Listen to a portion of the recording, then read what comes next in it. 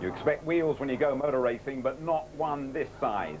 The Suzuka theme park is right next door to the classic, magnificent figure-of-8 circuit. It'll be a considerably quicker and bumpier ride down there in the Japanese Grand Prix.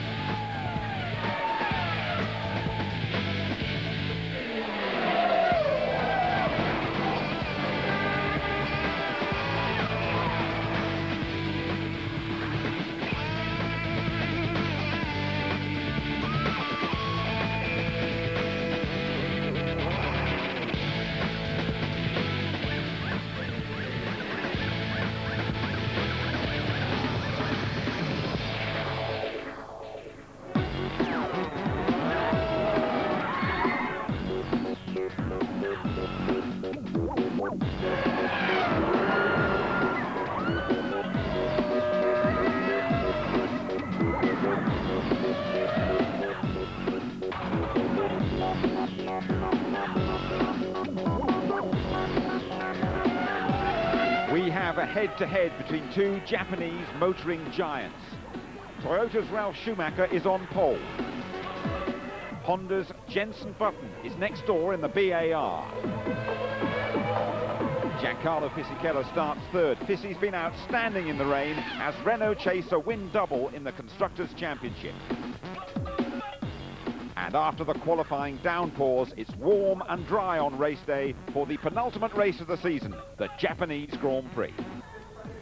Hello, good morning to you all back home. First of all, very well done for getting up or staying up to join us live. You really are the genuine hardcore Formula One fans, and I know you're going to enjoy our coverage of a dramatic and very unusual qualifying session that has turned the grid upside down. Let's join our commentators, Martin Brundle and James Allen. We've got the most exciting grid for a Grand Prix we've had really all season. So how did we arrive at this point? Well, it had been raining all morning on Saturday here in Suzuka, but it wasn't raining when the first car went out. That was David Coulthard. Track still soaking wet. What a voyage into the unknown for him. Amazing lap for Coulthard, actually. His first ever lap of this circuit on intermediates in the Red Bull. They chose those tyres right at the last moment, and he had to go out with total blind faith that the car would stick. There wasn't too much standing water, and put a blinder in, didn't he? Well, he set a target that a lot of people found very hard to beat. The track was then at its absolute best when Ralf Schumacher and Jenson Button were out there. Ralf did a nice clean lap. Jenson Button, well, his second and third sectors were the fastest of all, but sector one let him down. It did. He was experiencing too much understeer, he said. He just didn't have the confidence in the car in that first sector, the front sliding around too much. Definitely cost him a pole. Yep, certainly would have been on pole, but for that. Now, the weather forecasts all weekend have been extremely accurate. Most of the teams knew it was going to rain at about 45 minutes into the session. Sure enough, it did, and that was bad news for Michael Schumacher, Fernando Alonso, and the two McLarens. Now, they've got to start at the back of the grid, haven't they? And watching them come through the field is going to be something else. And I'm really looking forward to that this afternoon. Will they be able to get through the turbulent air of so many cars? Surely the front runners are going to be half a minute ahead by the time they emerge through the pack. It's not fair that, you know, being the fastest car last race, you know, being quick today and everything, you know, the only car that really had the worst rain was myself, you know, came in myself. It can happen to anybody, and it's better sometimes that happen to the quick cars, because the race is more interesting. I did my best, small snap at the exit of the last corner, which cost me a bit of time. But apart from that, I am third on the grid. We're going to challenge for the win. You know, we're going to go into the race hoping for that, and I think we're lucky that the McLarens are starting near the back. That's really going to help us. They'll still be quick, but I think you know, we can't be negative. We need to be positive and give everything. My own qualifying performance weren't that well at all. I made some mistakes, had a bit of bad luck, so it's a slight relief. But having said that, you know, qualifying is not race, so let's wait and see how it is tomorrow. Tomorrow is right now, is 27 degrees, and it is fine. Will the sun shine? Could the sun shine, Tony, on Jenson Button's first victory? think it's going to be tough for him to win, but I think he can focus on a podium. That's certainly possible. I say that because the car has been so inconsistent. It was positively evil in Brazil. The handling was so bad because of the differences in the aerodynamics. Having said that, last 8 races he scored points. He's had 2 podiums, so you can't say it's impossible for him to win. How do you see that sort of sumo-style battle between the giants, Toyota and Honda? And Toyota with Ralf Schumacher, very confident, gave us a little wink at the end of the interview. I mean, it's that. They are sworn enemies, really, and here in front of their home crowds, each wants to win desperately. But if you look at it, Trulli has really been beating up Ralf this year. He's not qualified outside the top 10. He's had all the podiums, really, compared to Ralf. But yet, Ralf came back here last year after that big accident, if you remember. He got 2nd place to his brother. He was Japanese Formula Nippon champion. He knows his way around here. But he should have won in Spa, for example, when they had the fastest car.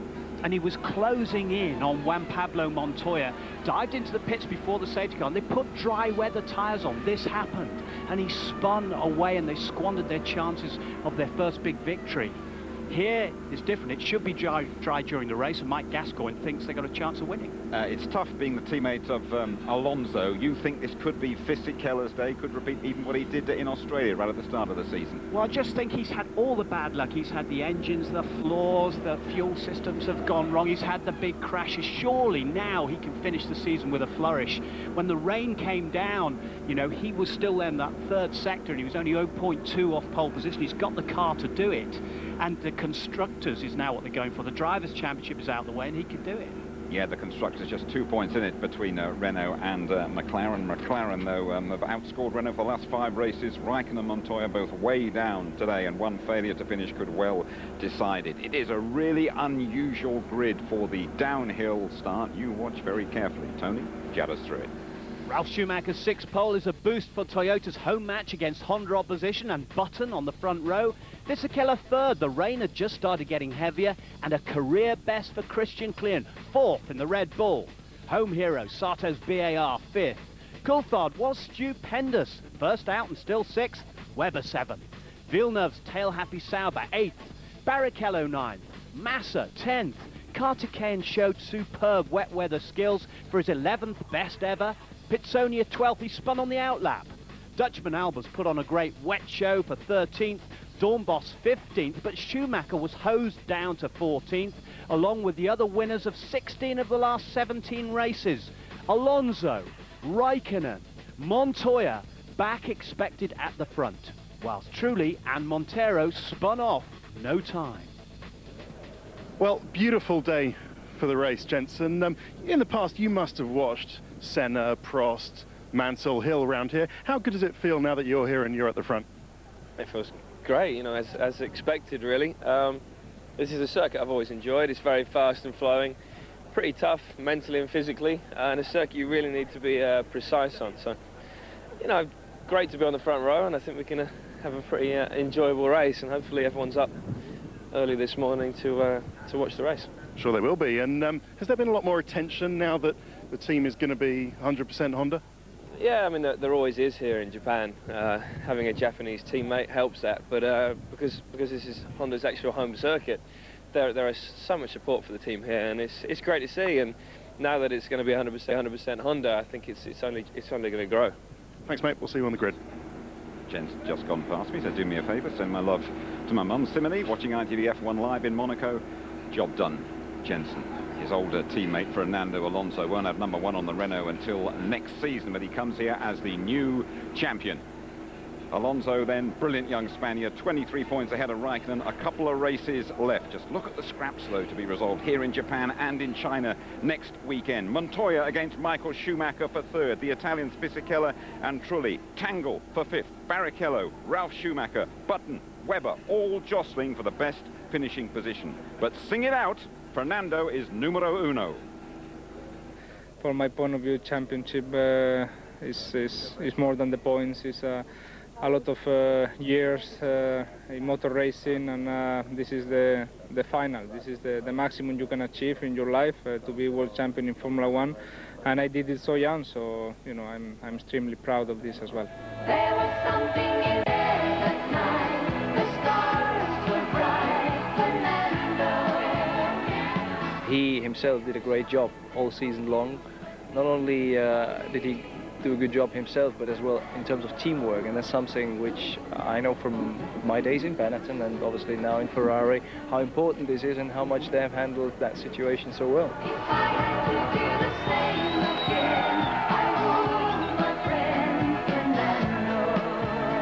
He was always very special, you could tell it straight away, the way he was able to handle the pressure. Fernando winning the championship is fantastic for the sport, no question about it. He will be a really, really good champion. For Fernando, it was important to win the championship with Kimi there, with Michael Schumacher there, with all the big players there. It's important for him, it's important for the team. They've done a good job, they deserve it because they've done a great season, and especially Fernando, he drove very well, and I'm happy for him because he's a nice guy. The main thing is that they've been so consistent all season as a team, and also Fernando himself. He did a great job, and the team did as well, you know, because it is a team effort. With the plaudits, if not Abba's Fernando, still ringing in their ears, Renault's only problem now is trying to do a clean sweep and beat McLaren to the Constructors' Championship. It's a big problem, as the McLaren is still 4/10 a lap quicker.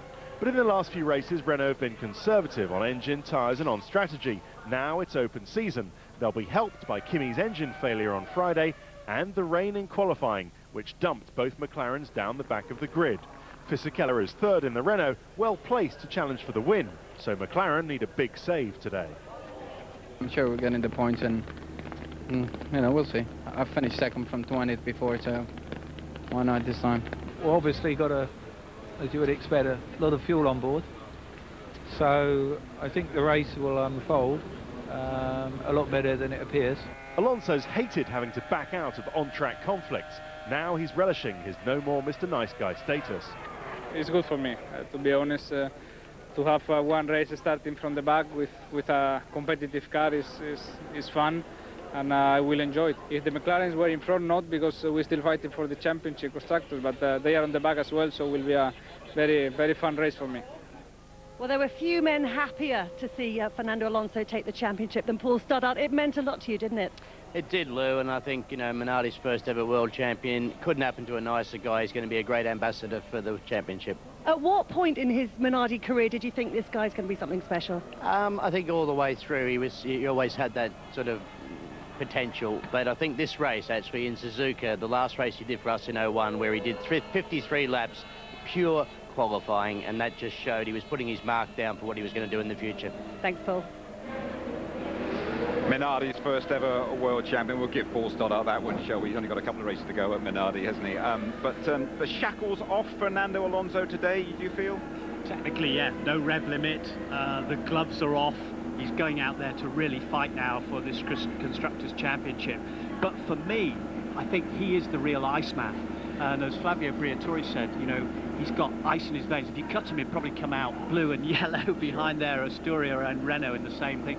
But it's an incredible way. He soaked up the pressure in San Marino, for example, when Schumacher was right on him. He can attack, he can defend, he's intelligent. He's been described as Prost-like by Bell, the technical director from here. A wonderful moment to add Interlagos, one of the great sporting celebrations for me. He'd stayed so calm, Tony, so calm all the way through the season, and he sort of got out of the car, and there was that massive release of joy that said, I am the world champion. And this is why he's the real Iceman. He just took time, as you said, and suddenly that was his Toma moment. And Toma, loose translation in Spanish means just, yes, go for it, bring it on, and that's it. And he released all that tension and all the pressure which he kept in there. Again, Briatore said, you know, Michael Schumacher burns up inside. This man doesn't. And he was just suddenly realizing, I am world champion, and he just let rip. It was a marvelous moment. Absolutely, and now, of course, they want that Constructors' title as well. Well, now it is time for Martin's Formula One insight. Martin drove the last of his 158 Grand Prix right here at Suzuka 9 years ago. Since then, the cars have experienced what amounts to a gearbox revolution.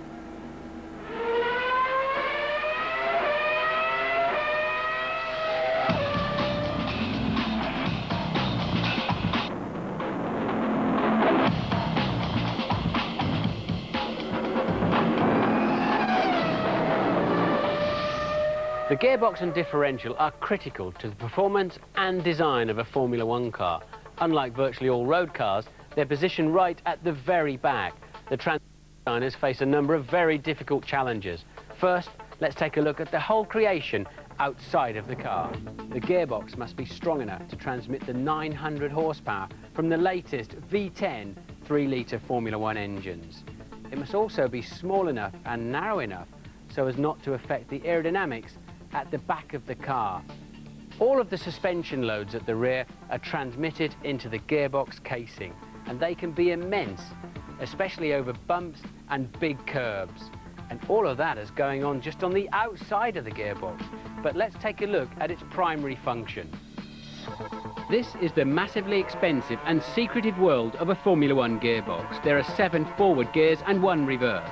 The dark grey tube is called the barrel and twists in either direction to move the selector forks. One gear is released as the next is engaged. A shift takes less than 20 milliseconds and there are no synchromesh. The changes are literally forced through.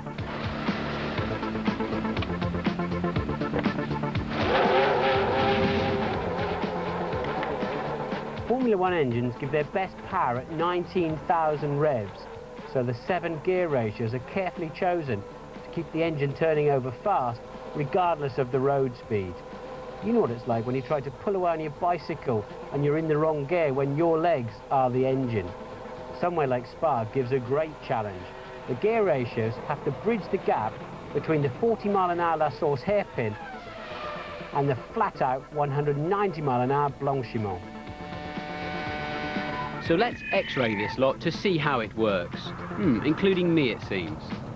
Just look how inwardly happy I am to be sitting in a Formula One car. A driver instinctively knows when the engine is nearing maximum revs and therefore that a gear change is imminent. To fine-tune that process, a series of lights are positioned at the top of the steering wheel in the field of vision. These can easily be tuned to the driver's preferences. Change up too early and acceleration will be dulled. Too late and the engine will hit the rev limiter, wasting valuable lap time. The driver's mind coordinates what he's hearing along with the shift lights and his track position and decides to go for a gear shift. The command is sent to the appropriate finger. This human mechanical movement translates into an electrical impulse. A computer then decides the target gear. To change up, it also prepares a momentary cut of engine power. To change down, it checks first to avoid a potential engine over-rev, flips the throttle and releases the clutch. This hydraulic unit receives those electrical messages and sends pressure to the clutch, throttle and gear shift. Now we are in the mechanical phase. This is the gear cluster and shift mechanism. The gear ratios are aligned on 2 shafts. Hydraulic pressure twists the barrel. This in turn moves the selector forks which engage the desired gears. The clutch is a tiny unit about the size of a man's fist. The gearbox output shaft transfers the power to the differential, which turns the energy through 90 degrees. From there, 2 drive shafts distribute that energy into the rear hubs, to which the rear wheels are fixed using locating pegs and a large nut. And what a difference it makes for the driver. Instead of going into a corner, one hand on the wheel while declutching, braking and manually downshifting, he can now keep both hands firmly on the wheel and merely move a finger or two. Just compare these 2 driving styles. In this early 90s Benetton, my input is high as I operate the clutch and brake at the same time as flipping the throttle and shifting the gears, all while driving one-handed at 180 miles an hour. Now compare my driving in this modern Ferrari. It pampers me. My left foot brakes and my right foot only minds the throttle, like a cart. With both hands firmly on the wheel, 4,000 race gear shifts are easy. I can now focus totally on attacking the track. So no more blood pouring out of the palm of your hand where the gear knobs tried to wear its way through. No more skinned knuckles where they didn't quite give you enough space in the cockpit for the manual shift. I'll leave you to make your own mind up whether the modern system for changing gear in Formula One is a good thing or not. Keep smiling, Martin. Not like it was in my day. Too easy now. Email us your thoughts to paddock@itv-f1.com. You can visit our very lively website. That's itv.com/f1, and Ted's around to answer your questions this week. We have an outstanding competition. We're expecting a massive response because the prize is a very special car. It is worth £35,000. Lou has the details after the result from Brazil. Last week we gave you the chance to win some BAR goodies signed by Jenson Button if you knew that Juan Pablo Montoya won last year's Brazilian Grand Prix, and our winner was Ramesh Sharma from Luton. This week you can win a brand new ADR3 racing and track day car worth £35,000, which will be launched at the MPH show in November. The one lucky winner will be able to watch their car being built at the factory and be able to choose details such as the technical specification and the body colour. The prize also includes a Brian James trailer, and there's the added bonus of a track day with Le Mans driver Phil Bennett. To enter, just answer the following question. Fernando Alonso has just become the youngest ever world champion, driving for which Formula One team? A, Ferrari, B, McLaren, or C, Renault? To enter by phone, call 0901 293 2020 or text F1 followed by your answer, A, B or C, to 63337. Calls and texts cost £1 per entry plus the standard network rate. Lines close at midday on Friday the 18th of November, and I'll be presenting this fantastic prize to the winner at the Autosport International show at the NEC on 14th of January 2006. We go to Louise with the new world champion. He is starting 16th on the grid. He is way down on the back of the grid, and Fernando, I bet you're glad this race isn't the championship decider, aren't you? Yeah, it's exciting, and I think it will be a very interesting race. It's Michael in front of me, Juan Pablo with me, and Kimi as well. So, you know, there are two groups. The first group is Giancarlo, and the second group I'm here. So for the constructors, it's good news. You mentioned the constructors. There's still a big battle going on there. Really, it's in Giancarlo's hands today, is it? I mean, this could be his race. Yeah, I think he has a great opportunity. The Renault car, we know, is the last 6 or 7 races we saw very competitive, just behind the McLarens, and now that the McLarens are on the back, it's our opportunity, and he has a good chance today. How far up to the front do you reckon you can get? I don't know. I don't think that will be any easy to overtake here in Suzuka, and strategy-wise, I think we are all very similar, so it will be also difficult there, but you know, I don't think that much more than 6 or 7. We're looking forward to watching it anyway. Thanks, Fernando. And next we will be grid walking with Martin, and we hope to be hearing from Jenson Button as well. 98 races without a win. This a home race for Honda. Could this just be the day we've all been waiting for? Suzuka looking a bit frayed round the edges these days. It is, though, a wonderful track, and the Japanese have massive enthusiasm for their Grand Prix. We have a sellout 155,000 crowd, absolutely desperate for the action to start. Tony Jardine just wondering and looking at the field there. I think Jacques Villeneuve in 8th place on the grid in that Sauber, very heavy on fuel. He could be a bit of a mobile chicane, couldn't he?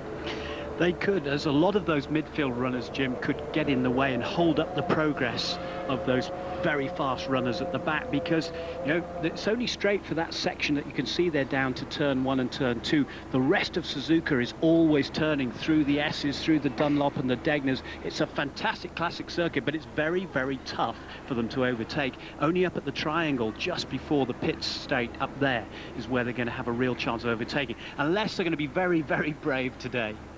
And Toyota, Mike Gascoigne saying they might be light on fuel. It doesn't matter. It's who gets from gun to tape first when you're on pole.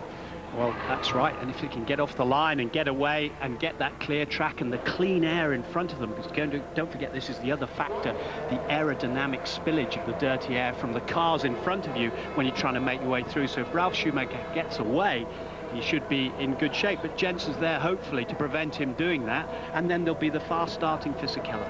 Straight to the grid, and Martin Brundle. Welcome, everybody. What a wonderful atmosphere we've got down here. Jim mentioned 155,000 people all around this magnificent racetrack, and they're really pumped up with a Toyota and Honda on the front row of the grid. But look at those flags up there. It's incredibly windy, which I think is going to add yet another challenge to the drivers today. We've got a very unusual situation. As you know, a wet qualifying with a dry race, a very hot track surface temperature, but it's green, as we call it, because all of the rubber's been washed away. It's almost as if the drivers are turning up on Friday morning to start the weekend event. Let's walk on to this grid. Surely the story today is that we're going to get an unusual winner to this Grand Prix. With Alonso and Co. P16 and back, they've got to be, unless there's some kind of bizarre first lap, they've got to be at least 16 seconds behind at the end of the first lap alone. By the time they get through the pack, they'll be over a half a minute a trip, did whatever their strategy is. So let's see if we can find Mr. Button here, who's on the front row of the grid, and he's surely got a great chance to do something today.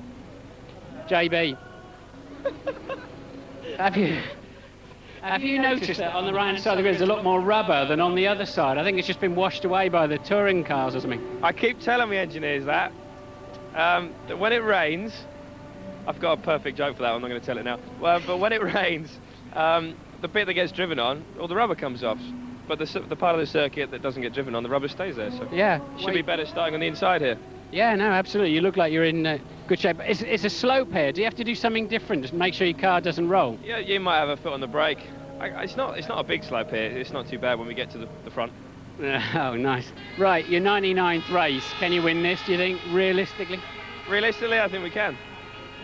And what you've got to keep Fisichella behind you somehow, haven't you? Surely he's got a faster package than you if he gets in front of you down to turn 1. Yeah, I think they are a bit quicker. I think we might have a slightly better strategy, which is going to help us. But yeah, we've got to just try and keep them behind us at the start because they're very good off the line. So that's going to be the main thing. I've been telling our nutty mates here who got up at 5 o'clock in the morning that it's really windy. Is that going to affect the way the car handles? Particularly, you're not going to run out of revs down the pit straight, are you? No, because Honda knowing the area so well, we've geared for it. So we know exactly what was going to happen with the wind. Yesterday was a headwind, today is a tailwind, so it's perfect for us. Do your best, chap. See you later. Right, let's see who else we can find. I think Fisichella is over here. He's having an interview. We've either got to be... yeah, I think we can barge in here, can't we? Yeah, he's listening. He's obviously listening to his iPod, I think. Yeah, goodbye. Giancarlo. So your job is to get to the first corner first, yeah? Then the race is in the bag for you, surely. Well, it would be nice to be first after the turn 1. It's a little bit difficult, but I think we have a good start and we have a good strategy, good car balance. I need just to get through the end and do my best. Well, with the constructors so close, you know, clearly you're the man to get the job done for Renault today. Does that make you feel good, or is it extra pressure? No, it's good for me. I'm happy about that. It's nice to know both McLarens on the back of the grid, so most of the titles today is on my hands. Yeah, we know we have another race ahead, but today it's really important to score lots of points. You must have been really proud of that qualifying lap yesterday because it was raining quite hard at the end, wasn't it? And you were like pushing. Yeah, honestly, I did a fantastic lap, especially in the last part of the circuit. It was really wet, it was raining heavily. With the intermediate tires, wasn't so easy. And I did the third place, which is very, very good. Okay, good luck. I just want to try and find Takuma Sato, who's got his skid lid on already, I can see. He's such a little fella, look. He looks like a lad standing there. Takuma, can you speak through that? Just a quick word for the British fans. Any chance today? What do you think you can achieve? Well, I'll do my best. It was the weather was very kind for me yesterday, and hope all the fans, the power pushed me behind, and I hope we can do the best of the best race tonight. If you get on the podium, these guys are going to go crazy. That's going to be absolutely my dream, but there is no reason why I can challenge it. Okay, good luck. I hope the microphone worked there. Sounded okay to me. Back to you, Jim. He is the grid governor, Martin, down there. Takuma Sato always goes very well on his home circuit. He's inspired by all those fans there, Tony. Fisichella seemed pretty confident about life, your man.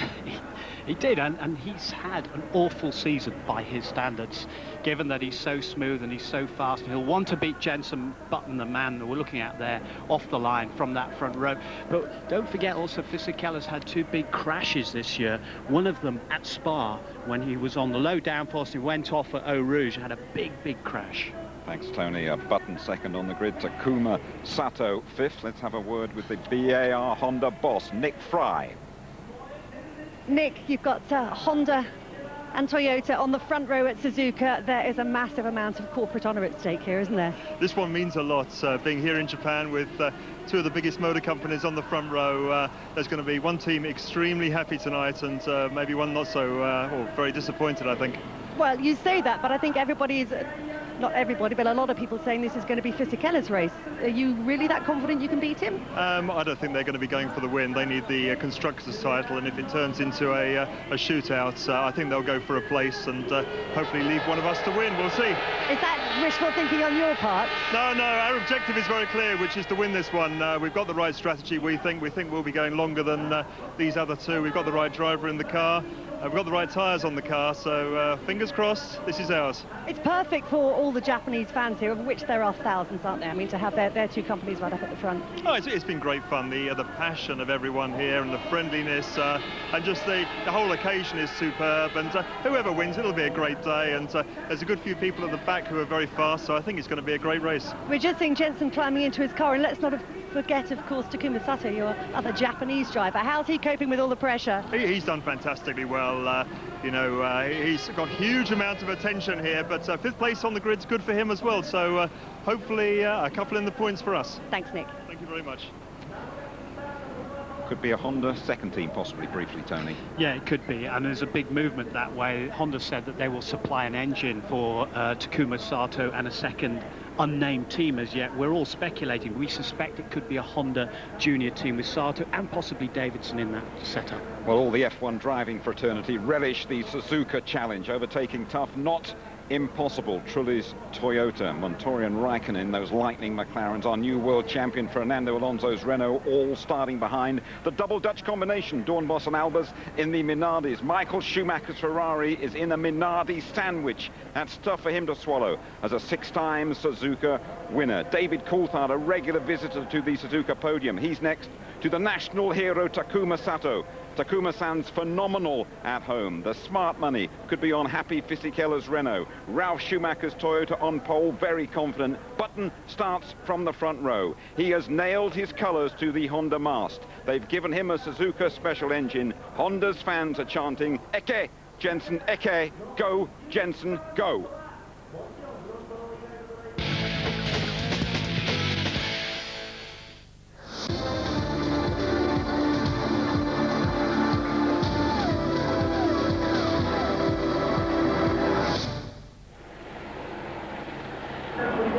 You're with ITV Sport at Suzuka for the Japanese Grand Prix. We know Fernando Alonso is the world champion, but the Constructors' title is still very much up for grabs, and Jensen Button is up front in Honda territory saying, I can win. Let's join Martin Brundle and James Allen.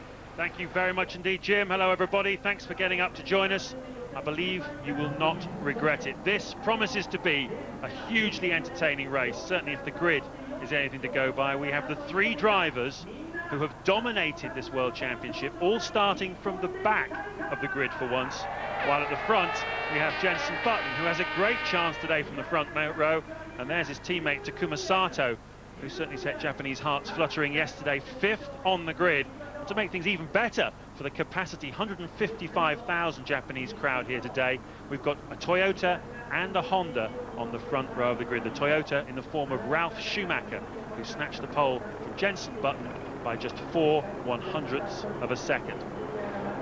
Well, the main business still to be resolved in this championship, in these final two races, is the Constructors' Championship, in which Renault trail McLaren by 2 points. And certainly with Alonso, Raikkonen and Montoya all at the back of the grid today, the pressure really is on Giancarlo Fisichella, as Martin was saying to him on the grid. He's in third place after probably the best lap we saw yesterday in qualifying, very committed in a very wet conditions, and he has to go out and get the maximum 10 points for the Renault team. He's certainly got a faster car than Jensen Button. You can see on the left of your screens there on the front row of the grid. But Button in turn has a faster car than this man, Ralf Schumacher. But if Fisichella has any kind of problem today, whether it be a sticking nozzle on a refueling stop, a poor start, any problem with a back marker, then for sure Jensen will be ready to pounce to grab his first Grand Prix victory.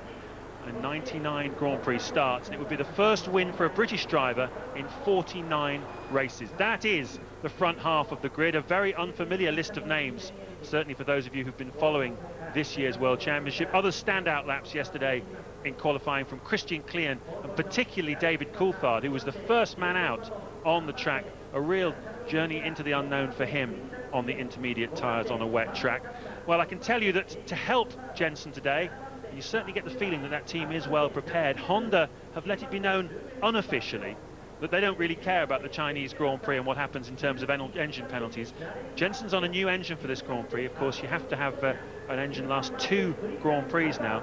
But my understanding is that Honda are going to give Jenson maximum revs here today for the race to give him a real chance of tackling Fisichella. That means he will not have to turn down that engine. He'll be able to give it maximum boost, bananas, throughout the Grand Prix. Let's hope it's another thing that contributes to a success story for Jenson today. Well, what about the guys at the back then? What can they achieve? McLaren have won 9 of the last 13 races.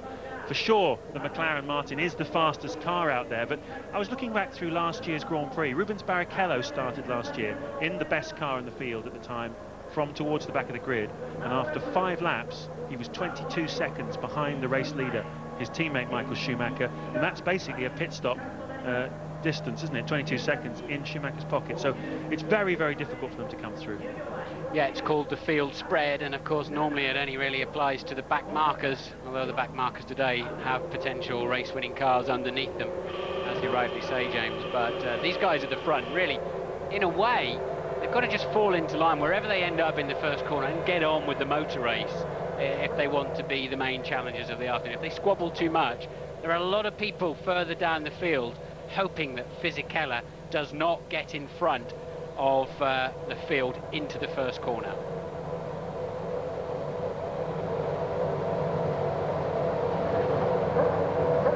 All the mechanics leave the grid then. The penultimate Grand Prix of the 2005 Formula One World Championship will be going off on its parade lap in a moment. Ralf Schumacher there is the pole sitter with Jenson Button alongside him, Toyota and Honda on the front row of the grid. We've also got Giancarlo Fisichella, the danger man as far as Schumacher and Button are concerned. He's in 3rd on the grid, and there is Takuma Sato. We've got a track temperature of 34 degrees. It is green, it has been very much washed and cleaned up, as we've said. I think half the field out there are going to be thinking, oh, the car's working quite nicely today, it's underneath me. And the other half are going to be feeling in the first few laps, what on earth is this thing? It's windy, it's unknown conditions. They've really not done a lot of work on the particular tyres they're on here today. This is a challenging racetrack. It's one of the older style of tracks where it's actually quite narrow. The curves are a little bit unpredictable. It's bumpy in places. It's a great challenge to drive this racetrack.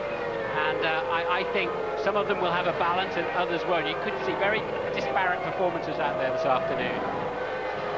The cars go then here through the S's sequence, one of the unique features of this racetrack. Certainly it's one of the most challenging sequences of corners of all of Formula One, but there's only one line through there, and I was talking a moment ago about how the field spreads out here dramatically in the first few laps of the Grand Prix. That's because there is only one line through there. There's Jarno Trulli starting from the pit lane, having set no time yesterday in qualifying. He spun off the track, as did Thiago Monteiro. But as I say, it's that S's sequence of corners, that's the reason why the field spreads out so much in the early stages. As Martin was saying, the track is green, all the rubber has been washed off, and one of the stories I think today will also be how the drivers are able to manage their tyres, because some will have more degradation, more graining with the tyres, and how long that phase lasts, how quickly the tyres come back afterwards will be critical. Yes, they're all on brand spanking new tyres, and that's different to normal, because usually, of course, they've done an out lap, a hard qualifying lap, and then an in lap, and then the lap to the grid that they've now done on these tyres as well. But that means they've had a heat cycle. Overnight, the compound changes slightly. So if you're anywhere near a tyre problem with blistering or graining of any sort, it's likely to come much earlier with a brand new set like that. So we'll have to watch out for that. Yeah, graining, just to those of you who don't know, is where the little balls of rubber start to come off the grooves and the top of the tyre and roll across, and in that phase the tyre has less grip than it does when it's new. After a little while, 5, 6, 7 laps, those little bits of rubber just disappear and the tyre starts to get into a good rhythm, but it can take longer than that, and if it does, you can be a sitting duck in the early phase of the Grand Prix. It's a slow warm-up lap, and that means I think the pressures will be getting very low. It's a very slow warm-up lap that Ralf Schumacher's taken them around. Then I saw a bit of water under the bridge, under the crossover. This is a figure-of-8 racetrack, but it's not really on the racing line. I don't think it'll be an issue. Well, I know it won't be an issue in the race. This is a 3.6-mile racetrack, 53 laps here this afternoon for a total of 191 miles. It is a unique racetrack in so many ways. It's the only figure-8 track we have here in the world, and the cars cross over each other just around the area of the 130R corner, which we'll see once they get racing. But certainly right up there amongst the favourites with all of the Grand Prix drivers, along with Turkey, which has now established itself as being very popular, and of course Spa-Francorchamps. This one is right up there in the top of the hit parade. It'll be interesting to see how Takuma Sato keeps his head under the immense pressure that's going on. He's not got a seat for next year. The fans here are very much behind him, and he's right in the... And look at the smoke coming out of the back of Button's car. Hopefully that's just some oil and that surplus oil around the exhaust pipes and etc., because that's a lot of smoke. Well, we've seen it before, haven't we, Martin? We've seen a lot of smoke coming out of Jenson Button's car, and it's gone on to finish the race. Look at that. Other drivers think he's probably on fire. He isn't. Here come the lights then. When they go out, we'll be racing at Suzuka. And it's... go! Cracking start by Coulthard. Look at him coming through the middle. He's already in front of Sato. Fisichella is in front of Button. That's terrible news for Jenson Button. And Coulthard is having a go as well. Christian Klien is also in the mix. 2 cars are off the racetrack. One of them, though, is the local hero Takuma Sato. The other is the Ferrari of Rubens Barrichello. That's terrible news for local hero Takuma Sato. But at the front, a poor getaway for Jenson Button. Has that scuppered his plans here for his first Grand Prix? Be interesting to see if Coulthard made it around the outside of Button in turn 1. I'd be surprised if he did. It's a long way round there. Sato with his hand out of the cockpit, but it did look to me as if he just ran wide. But maybe he got a push somewhere in there, but Button is ahead of Coulthard. It's 3rd and 4th for the Brits. Schumacher leads critically easily from Giancarlo Fisichella. There's Button, Coulthard, Klien, and then Webber, Villeneuve, Michael Schumacher, Kartikayan for Jordan, Alonso up to P10. Alonso P10? Michael Schumacher, did you see that pass he put there on Jacques Villeneuve? There he is, Michael Schumacher. There is Villeneuve. A lot of action here. We're looking at the leaders, which is a shame because there's all manner of stuff going on behind, and we should certainly watch the chicane. That's a Barrichello with a puncture, for looks like it, to the left rear tyre. But Alonso has gone from 16th on the grid up to 10th place. Someone's off there, one of the Red Bull cars. Klien, but he manages to get back on this now instead of gravel there. And look at Alonso, he's just flying through the pack. I think he's up to about 7th already. And a McLaren, Kimi Raikkonen, straight across the chicane. There's a route back on. But look at them, they're streaming past him. Bad mistake there. And there's a car heavily in the barrier on the left-hand side. It's the McLaren. It must be Montoya. Montoya off the road. 2 wheels missing, look. And a big shunt, he'll be okay. Surely the safety car will have to be out there to recover that. It's in a critical position in terms of the exit of the triangle chicane. Safety car is standing by. It must be deployed, surely. And that will help also those coming through from the back, although one of them from the back is heavily in the hedge. Well, this changes everything.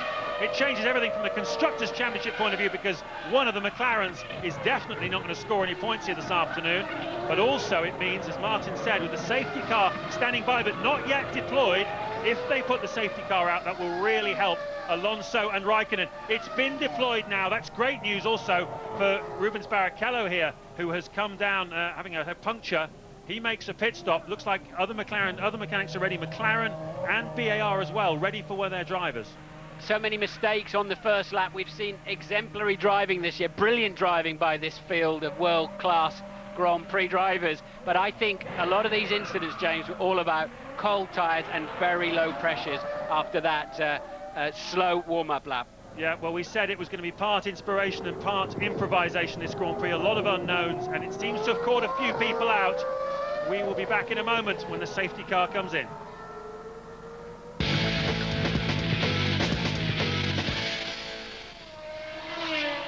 This is lap 4 of the Japanese Grand Prix here in Suzuka. We're under a safety car situation because Juan Pablo Montoya has had a heavy accident. You can see at the top right of your screens, where you could, a crane just moving that very badly damaged McLaren away from the racetrack. That's why the safety car is out.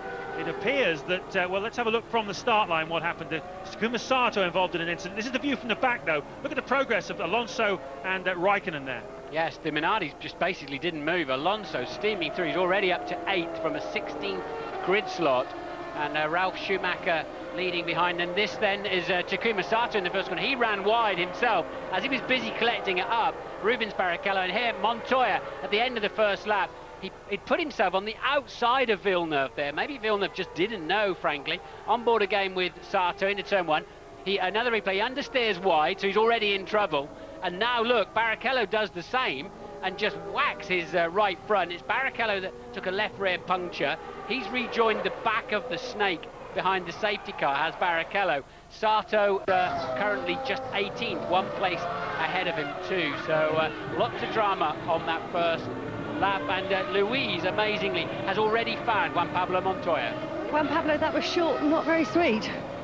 No, it's pretty sad, you know. But, you know, 3 cars in front of me missed the chicane. I think it was Villeneuve came out in front of me, really slow, and I went to pass him around the outside, and he just pushed me off the circuit.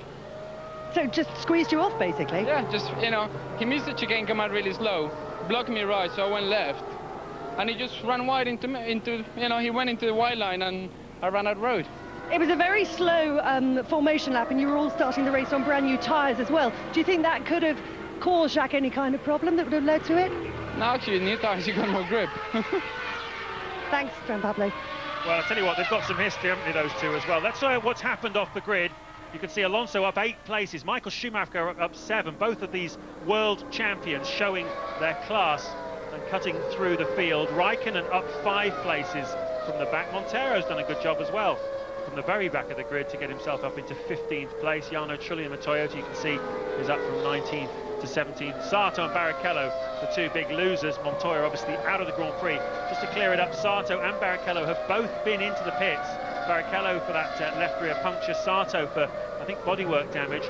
We didn't see what happened in the refueling sense in terms of whether they've changed their strategy, but certainly those 2 men have been in the pits. So the order at the moment then is Ralf Schumacher the leader, Fisichella 2nd, Button 3rd, 4th David Coulthard, 5th Mark Webber in the Williams, 6th Christian Klien, 7th Michael Schumacher, 8th Fernando Alonso, 9th Jacques Villeneuve, and 10th Pitsonia, with Raikkonen in 12th place. And Ted Kravitz has some news for us. Yeah, just down at BAR with an update on Takuma Sato. He did damage his front wing in that off at turn 1, so they had to pit him. But cleverly, they waited until the safety car was out to pit him. Front wing was damaged. They had changed that. They didn't have to change the tyres. They were okay. But, James, they also swapped the fuel strategy. 6 seconds, I timed it, of fuel going in, so they put him onto a one-stopper. The teams will be furiously recalculating now because they're using about half as much fuel as they normally would do. The drivers actually want a faster safety car, but unless you have a racing car, which you've got to be prepared in the same way and be on different types of tyres, I don't know how you could do that. Bernd Mailander, who's driving the safety car, it is a very fast road car, but of course the Formula 1 cars just look totally pedestrian behind it, and he'll be driving the door handles off that, and very well too. But of course, if you had a racing, a DTM style car, what tyres would you put it on? And you need a crew to run something like that. So, but the drivers really want to be going faster than this to keep their tyre pressures and temperatures up. If Juan Pablo's car had more grip on a new set of tyres, then the other 6 that ran off the road on the first lap clearly didn't, because they were off all over the place, weren't they? They just didn't have the mechanical grip they needed, for example, in turn 1, or to slow down at the chicane. At least three driving clean across the AstroTurf at the final chicane and getting all mixed up on the exit. So you can see the view from 2nd place, Giancarlo Fisichella. This is certainly good news for his teammate Fernando Alonso, this safety car. It certainly bunches the field up, and particularly with the slowness of this safety car, the Bridgestone tyres don't like it as much as the Michelins. The temperatures and pressures drop, and we've seen time and time again that the Ferraris are vulnerable on a restart. Now that's something Alonso will have to capitalise on He is right behind Michael Schumacher. As I say, those Bridgestones slow off the on a restart traditionally. So Alonso will be looking, there they are, Alonso and Michael Schumacher. Alonso will be looking to get past him off the restart. But I tell you what, we were talking at the top of this about this is Fisichella's race unless he has a problem, in which case it's probably Button's race. The safety car situation has changed all of that. Alonso now has a great chance of winning this Grand Prix, and so does Kimi Raikkonen, who McLaren knew before the race, and so did Renault, that before qualifying rather, that it was going to rain by the time they were out on track, and they have got a lot of fuel in those cars. The strategy is the best that they could do for the race, and this safety car is an absolute gift for them. So we are going to have a very interesting and complex Grand Prix, I think, unfolding. Jensen's chances receding very much, and those of Alonso and particularly Raikkonen looking very good indeed. I think you're right, it has fundamentally changed the face of this Grand Prix, because we're on lap 6, and we would have expected them to be 20-30 seconds behind if they had been stuck with the midfield runners, and of course they're right up there now. But I think it depends how fast a car, for example Coulthard in 4th, Webber 5th, Klein 6th, how fast the cars they got underneath them, and whether they're going to hold the pack up or be running with the front runners. And well, Alonso had just so much confidence and speed, didn't he, on that first lap? Extraordinary. The other man who will be smiling is the race leader, Ralf Schumacher. We understand he had a 3-stop fuel load in to go and grab the pole yesterday, and that was meaning he would have to come in around about lap 15 or 16 possibly.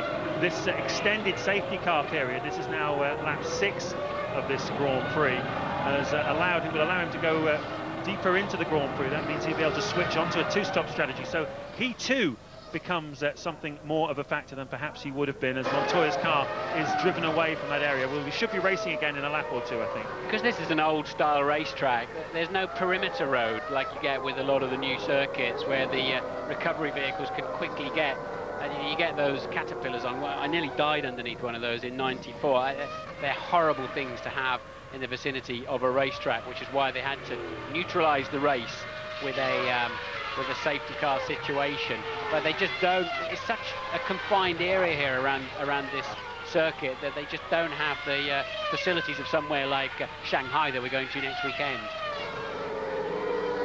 So we're under a safety car for those of you just joining us after the accident involving Juan Pablo Montoya McLaren Mercedes, which certainly puts a different complexion on the Constructors' Championship battle. 2 points the margin between McLaren and Renault, but we've got 2 Renaults in the field in 2nd and 8th place currently, both of them therefore in the points, and only one McLaren, that's Raikkonen, who is down in 12th place at the moment. So he has got to step up now and score as many points as he possibly can to take this championship fight to China. But certainly both sides, Martin, were saying going into this Grand Prix, a non-finish by one of the 4 cars involved in this battle will mean it almost certainly hands the championship to the other.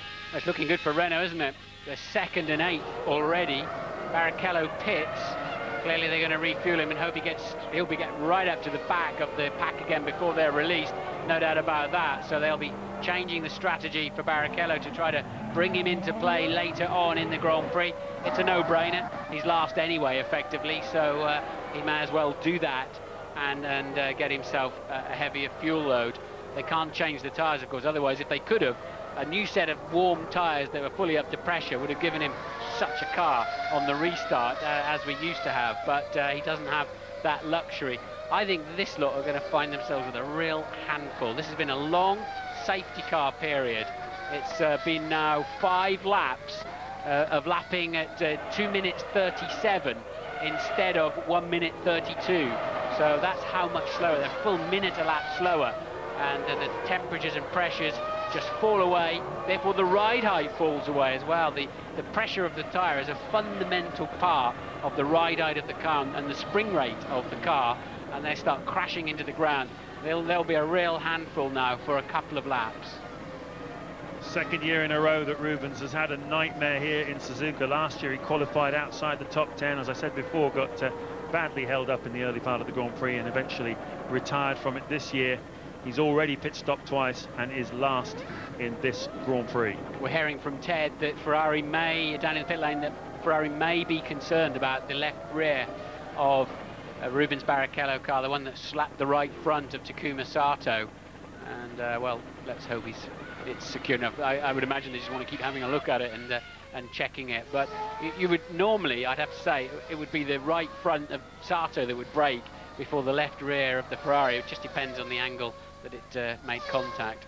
Ralf Schumacher slows them all down. The safety car will be making his way towards the pit entry now. He's got to try and judge this. This is the fastest part of the racecourse, the point at which the track crosses over, right underneath where they're going now. And now here he goes. Ralf Schumacher hits the gas. They're going to be, you cannot overtake each other until they cross the start-finish line. No one is allowed to pass in the chicane, but it looks to me like Ralph's done a very good restart here. Look at the gap already over Fisichella, but what about Alonso and Michael Schumacher? That's going to be absolutely critical, the battle for 7th place, because that Ferrari will struggle from the restart. And here we go, it's in fact Schumacher attacking Coulthard. Alonso was not close enough, and Schumacher dives down the inside. That's amazing, that really bucks the trend of what we've seen so far. It's clearly past. I beg your pardon, he's gone past. So Schumacher up into 6th place, and Alonso now has got to get past Christian Klien. It was odd. Both Red Bulls seem to be slow to respond to that. I don't know if it's the drivers of the cars or what, but both Coulthard and Klien appear to drop back a little bit. But Ralph timed it perfectly. Fisichella just about kept him honest, though. Button 4/10 behind at the first sector point. Coulthard 2.2 down, though. So Coulthard, Webber, Klien, Michael Schumacher and Alonso in very, very close company. And we're on the back of that queue with Alonso. Not even full throttle into the hairpin there, as he's just wondering and finding out where the grip is. Fantastic racing here at Suzuka. Alonso then chasing Klien at the front. Ralf Schumacher still leading. Remind you that he's in the updated Toyota. They've come here this weekend with a new specification car. It's a new chassis, completely new front suspension and aerodynamics, and it's got a lot more front-end grip. That's the reason they brought it. It also lasts longer through a Grand Prix. It's faster over a Grand Prix distance. That's the idea. Mike Gascoigne and his team out in Cologne have worked very, very hard on this car. They're doing a car every two-thirds of a year. Here comes Alonso having a go at Klien around the outside into chicane. No prisoners taken there. He'll have to give the place back to Klien there because he cut the chicane. But Klien takes it back. Well, he will take it back down the straight. Yeah, Alonso, Klien did the only thing he could, and that's stay to the right-hand side. Now Alonso's going to have him back down the pit straight. And so you can actually say he had a slight advantage by coming from up high there, but he did all the right things, gave the place back and then snatched it straight back again and put himself into play with Michael Schumacher. Very intelligent driving, very quick thinking from Fernando Alonso, no doubt helped by Pat Simmons and the team there on the Renault timing stand, just letting him know his obligations, but he did it very neatly and tidily and then was able to repass Klien legitimately into turn 1. Alonso then up into 7th place. Here we go. This is Alonso down the outside. Klien's having none of it. Alonso, with not enough front grip, snatches the right front brake. He will now stay to the left-hand side and release Klien inside, but he's got good momentum out there and picks up the slipstream down into turn 1. But he didn't follow it all the way through. But that's how Alonso did it. His brain is switched on all the time, isn't it? You could see his helmet there. He was looking to the right all the time, looking at where Klien was exactly. He wanted to let him through. No one else, of course. He didn't want to let anyone else through. And he did it absolutely perfectly. Ralf Schumacher, fastest man on the racetrack at the moment, in the lead. 1.7 seconds now ahead of Giancarlo Fisichella in 2nd place. Button is 3rd, 2.5 seconds behind the leader, with Coulthard 4th. Webber in 5th place for Williams. 6th, Michael Schumacher closing on the Williams. Klien is 7th with Alonso is past Klien in 7th place. Klien down to 8th, Villeneuve 9th and Pitsonia 10th. Alonso is just mighty fast. He's closed immediately up to Michael Schumacher. Took a second out of him in the rest of that lap after he'd passed Klien, and just wandering around down the straight having a look to see where Michael's attention is. And Alonso is absolutely flying, but so is Ralf Schumacher up front. His lead 2.1 seconds over Fisichella now. And so is Kimi Raikkonen. He's very quick indeed, and he has just got past Felipe Massa. So Kimi Raikkonen up to 10th place. He's got past Pitsonia as well. Raikkonen's on the move here. Yeah, it's going to be a mighty fight from midway on in this Grand Prix between the usual suspects and the boys at the front of the field who got the break yesterday and got the jobs done with the difficult conditions. And that Webber, I think, is it, or Pitsonia? I thought it was Pitsonia, isn't Pitsonia. it? Second Degner, Pitsonia off, and he's going to have to get that in reverse if he wants it out there. Went off there in qualifying on the outlap in the first part of Degner. So Pizzonia out then on what was P11. Yeah, that's let Felipe Massa through up into 11th place, but Alonso is going to have a go at Michael Schumacher fairly soon, I think. Coming down towards 130R, 180-mile-an-hour corner, and he's trying to line him up for a pass into the chicane. Not quite close enough this time. Obviously, one of the problems you've got with these cars in 2005 is so many aerodynamic devices on the bodywork of these things. You can't really follow another car through a fast corner. And look already how far back Alonso has fallen. Yeah, you've got to wonder if he's actually got a problem. I think he's got a problem. It's not accelerating. He was very slow through 130R. And look, Alonso then with a problem and just fell back from 130R. I was surprised how much Michael pulled away from him, but then down the pit straight, didn't accelerate at all. And why would that be? He's not letting himself back past clean again, is he? For it just sounded like it was flat though, didn't it? It sounded like the engine wasn't pulling properly rather than anything else. Well, he seems to have picked the pace up again. That is the Toyota of Jarno Trulli, who started from the back of the grid, having set no time in qualifying. Looks like he's hit someone. Look at the right side of the bodywork, Martin. Yeah. At the chicane. Yeah, big contact by the looks of it.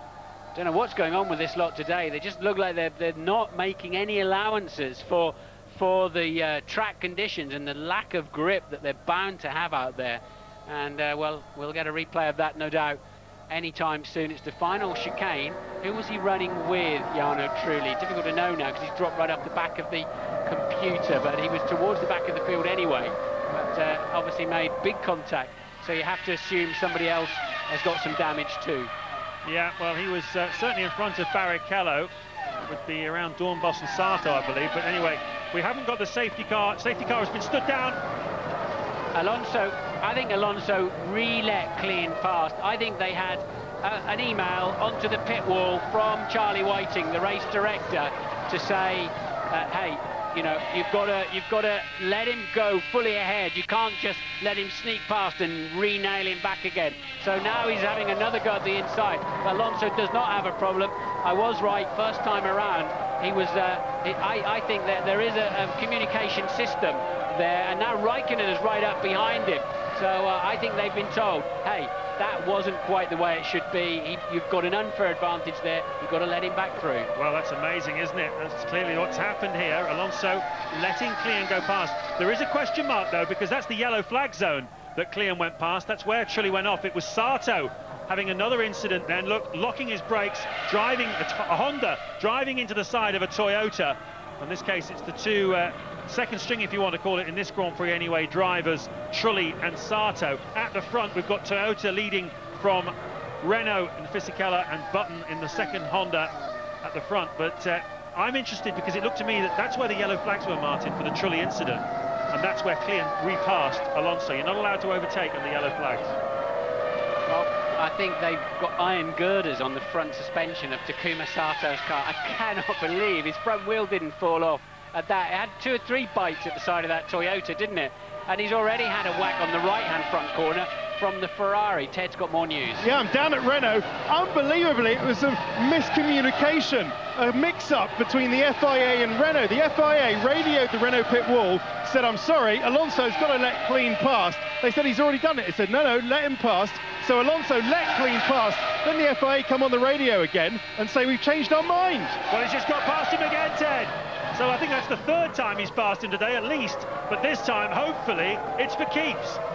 Oh, that'll cause a bit of bruising after the race then if there's been a miscommunication there. But anyway, job done now, and he's on his way again. So Alonso up to 7th again, but they're now 4.5 seconds behind Michael Schumacher. But Alonso's got such a car underneath him, he'll just eat into that straight away. It's a straight fight between these two, and I wouldn't rule either of them out for winning this Grand Prix. But at the moment, you'd have to say the pace of Ralf Schumacher is scintillating. Fastest man on the racetrack at the moment, his last lap, a 1:33.255. There is nothing wrong with this new specification Toyota. In Ralph's hands, it's all working beautifully, and he's 3 seconds clear of the Renault of Giancarlo Fisichella. Yeah, but this is the bad news, isn't it? Look, if that's the only fuel he's got in the car, Trulli's already out of the race, so it is for Ralph they're expecting. He's coming in on lap 13, despite 5 laps under the safety car, so we're not seeing a true performance. Fisichella is the true leader of this race, and Button is just 2.2 seconds behind him. You can discount, I think, now, Ralph, from that in terms of the pace. That's very early, isn't it, with 5 or 6 safety car laps thrown in for good measure. I'm absolutely amazed by that. That's incredible.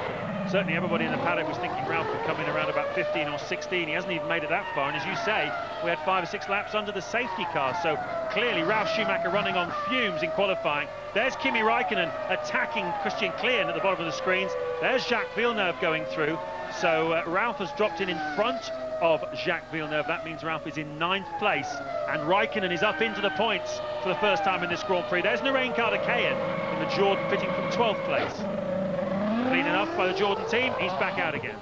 So we're on lap 14. Fisichella 2.4 seconds ahead of Button, who's a further 2.8 ahead of third place man now, David Coulthard. Webber is 4th, Michael Schumacher 5th, Alonso 6th, and just 3.3 seconds behind Michael straight away. He's pulled a second .2 out of him, and he's flying, the only man anywhere near the 1:32s. Alonso is the fastest thing out there by a country mile. Well, his teammate is leading the Grand Prix, Giancarlo Fisichella. It's been a while since he's been challenging for a Grand Prix victory. He won the first Grand Prix of the season in Australia from pole position in another rain-affected qualifying session, once again finding the rub of the green going his way in qualifying. Well, has he got the pace to beat Alonso here today? Certainly Alonso looks inspired, the new world champion. There is Jenson Button, looking for his first Grand Prix victory. This is his 99th Grand Prix start, and certainly that's quite a magic number. If those of you who are Jackie Stewart fans, that's the total number of races that Jackie did in his whole career. That's the top 6. 7 you can see Raikkonen, 8 Klien, Raikkonen closing on Alonso. A lot of racing still to come here.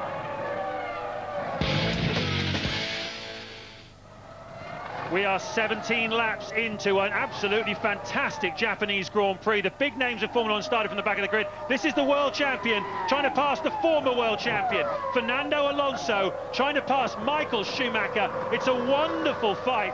And, well, Alonso was right with him a few laps ago. Then a misunderstanding between the FIA and the Renault team meant that Alonso had to go back, let Klien repass him. That lost him about 5 or 6 seconds. He's got through all of that phase. He's now right back on the tail of the ex-world champions Ferrari. And meanwhile, right behind them, the fastest man on the track is Kimi Raikkonen in the McLaren, who also started from the back of the grid. We've lost Juan Pablo Montoya to an accident. Pizzonia is out of the spin. Trulli has crashed out as well. It's been a highly eventful first 16 laps, and there's a long way to go yet. Fernando Alonso's going to find himself in a do-or-be-done position shortly, because Raikkonen has suddenly come alive.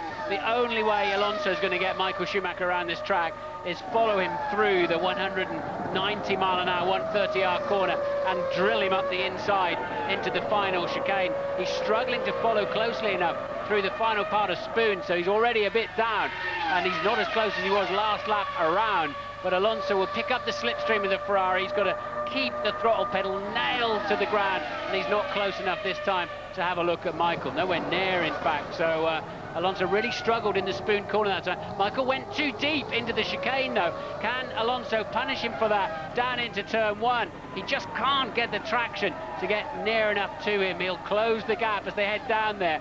But now he's in that turbulent air situation, and Michael Schumacher could play quite a pivotal role in who wins this Grand Prix today. And I don't think it's going to be Michael Schumacher either. Isn't this a race lover's heaven? The 3 best drivers in the world going toe-to-toe around one of its finest racetracks. Schumacher, Alonso, Raikkonen. It's only a battle for 5th place at the moment, but it could be absolutely pivotal to the outcome of this Grand Prix, with the other Renault of Giancarlo Fisichella leading this gang by 15 seconds. And Alonso really does want to find a way past Michael Schumacher. He's clearly got a faster car, as has Kimi Raikkonen, but we are approaching the first round of fuel stops for these guys. Probably sometime. We had a safety car, a couple of safety cars, so they might have extended the window probably by about 3 or 4 laps, 3 laps on the fuel probably. So into the 20s before the first fuel stop. This is lap 18, but it's not that far away. Certainly Alonso will want to pass Schumacher before then. He's got to stay. There's something flapping around. I don't know if it's a tyre or a piece of tape on the right rear. tyre. I don't know if it's a delamination. I don't think so. I think it's just a piece of tape flapping around. We'll have to try and get a closer look. But Alonso's got to stay closer out of second part of Spoon, which he is on this lap.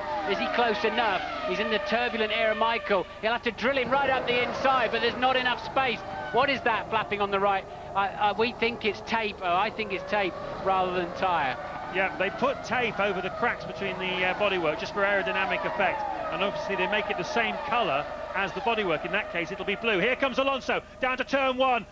Schumacher goes defensive. Alonso can't go around the outside there. This is a fantastic scrap here between the old champion and the new. We've been waiting all year, haven't we? One way and another, with engine changes, 10-place drops, whatever, people being cautious, and for the World Championship stakes, and now all the gloves are off. They're going for it full time.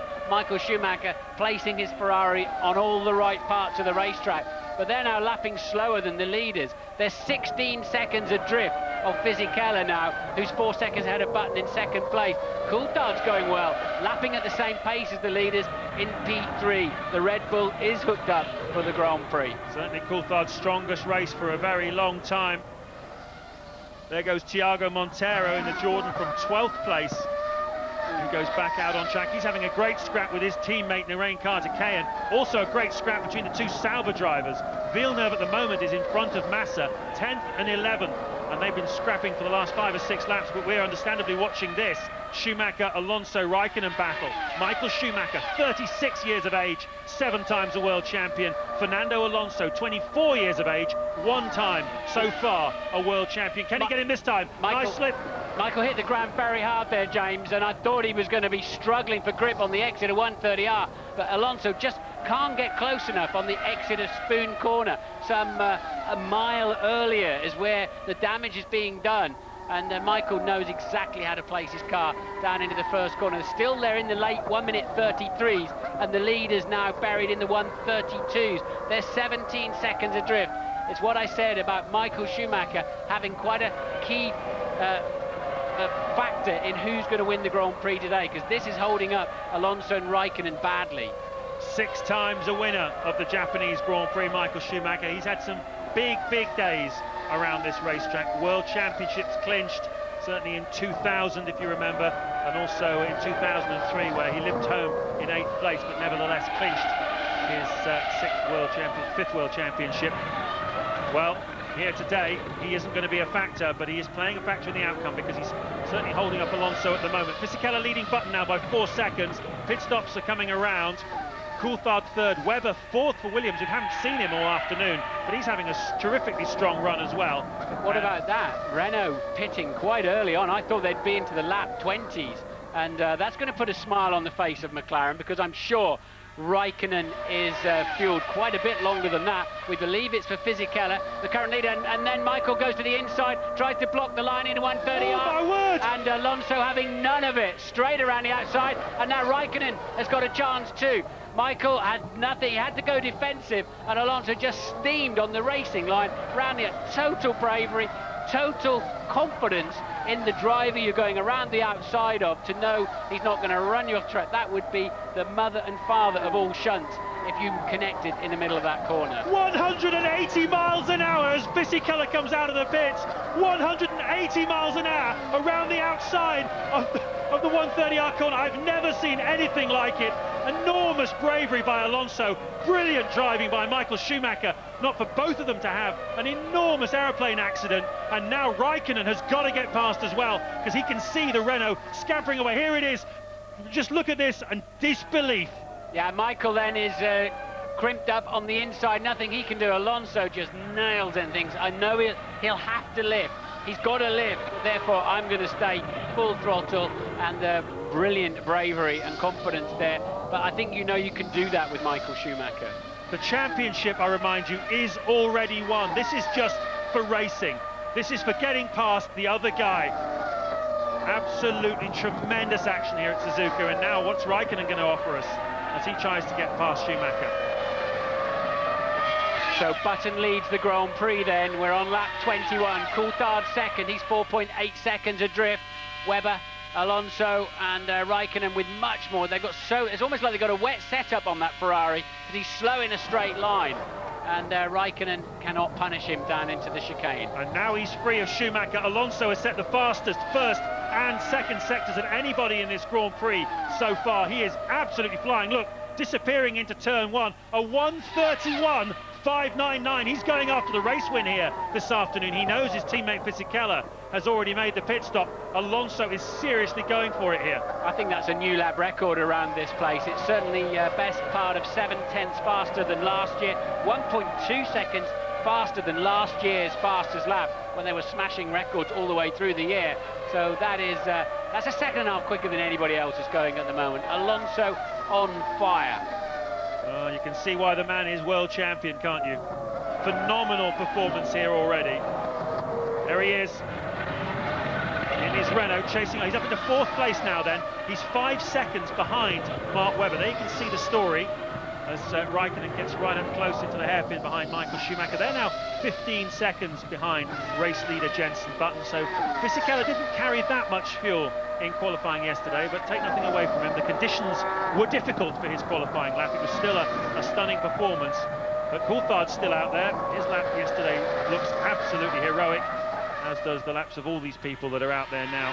But the racing is what counts on the Sunday, and anything could happen here. Well, we've got a Brit 1-2 at the moment. Button from Coulthard. Neither of them have stopped. I think effectively Fisichella is ahead of them. Button pits then on lap 23. Coulthard leads for Red Bull, and Raikkonen cannot clear the Ferrari of Michael Schumacher. Ted?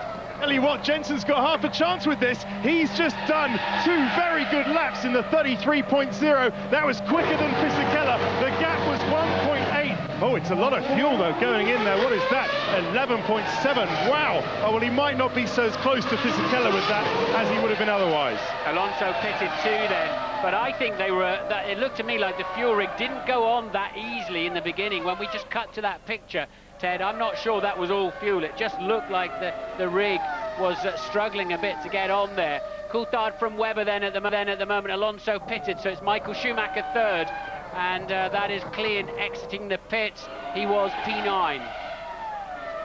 It's not the first time that Red Bull Racing have led a Grand Prix. David Coulthard led the European Grand Prix, but nevertheless a very competitive outing for the team, and particularly for Coulthard on a track he's always gone very well on. He's worked very hard on his attack to this Grand Prix, particularly the first sector, and certainly when he was paired up with Kimi Raikkonen, he showed him the way. Well, this year Raikkonen is looking pretty strong as well, no doubt about that, but not as yet able to get past Michael Schumacher. That certainly puts that move of Alonso's in context. He knew he was coming in for a fuel stop in a couple of laps, and he still went round the outside of Schumacher into 130R, because he made up a few vital seconds by doing so. Raikkonen just being a little bit more cautious. Michael was very, very late on the brakes because he had to. Coulthard pits from the lead. Webber pits also from P2. So now this is Michael leads the race from Kimi Raikkonen, and McLaren must get past the Ferrari to take advantage of their heavier fuel load than the Renaults. Otherwise they're losing what they carried into this Grand Prix. This is a pivotal part, and look at that, Webber out in front of Coulthard. Bad news there for Red Bull. Webber's had a quicker pit stop as Villeneuve steams up behind them. That's pretty important for David Coulthard and Mark Webber, because Villeneuve has got further to go in this Grand Prix, so they've managed to get out in front of him. Villeneuve, we believe, carrying the most fuel of anybody into qualifying. Well, the man who qualified in 14th place, Michael Schumacher, leads this Grand Prix at the moment. Kimi Raikkonen, who qualified 17th yesterday, is in 2nd place. What an amazing Grand Prix this is already. Well, what we know is they knew it was going to rain, these people that were later on in the qualifying session, so they would have fueled accordingly. The weather forecasts were amazingly accurate yesterday, and Ted has further news for us. Absolutely, Martin, and trouble with Jenson Button's car. You were quite right, it was a long stop, not because of fuel, because the fuel filler cap isn't working. It's broken down. They had to get out a screwdriver and yank it open, and they team telling me that they'll probably have to do the same thing at his next stop. So, well, that might be crucial when it comes to the fight with Fisichella. Well, he lost 4 seconds as a result of that in that pit stop, and if it happens again, it'll be another 4 probably. later on, so that's really hurting Jenson Button's chances of a podium here today, particularly with these guys on this form. Raikkonen on the right, Schumacher on the left. Raikkonen dives down the inside. There's no way through here. This is a single track road all the way up the hill. Yeah, the problem with turn 1 here is it's just an approach zone to turn 2, so you just steam in there really, virtually no braking. On a qualifying lap, I've seen Schumacher go through there absolutely full throttle in top gear, which blew my mind to watch it. But Raikkonen, he'll never get through there. But once again, he's another driver. He's got to stay close in Spoon to give himself a chance, because Michael's struggling in the second half of the straight, and he's hitting the ground too hard through 130R, but Raikkonen just can't get close enough to do anything about it. Well, several drivers have led this Grand Prix and have pitted. Fisichella has rejoined in 3rd place at the moment. Ralf Schumacher is 4th. Button is 5th. Mark Webber 6th, who jumped Coulthard in those stops as Raikkonen has a look down the inside. Is he going to have a go? He's thinking about it.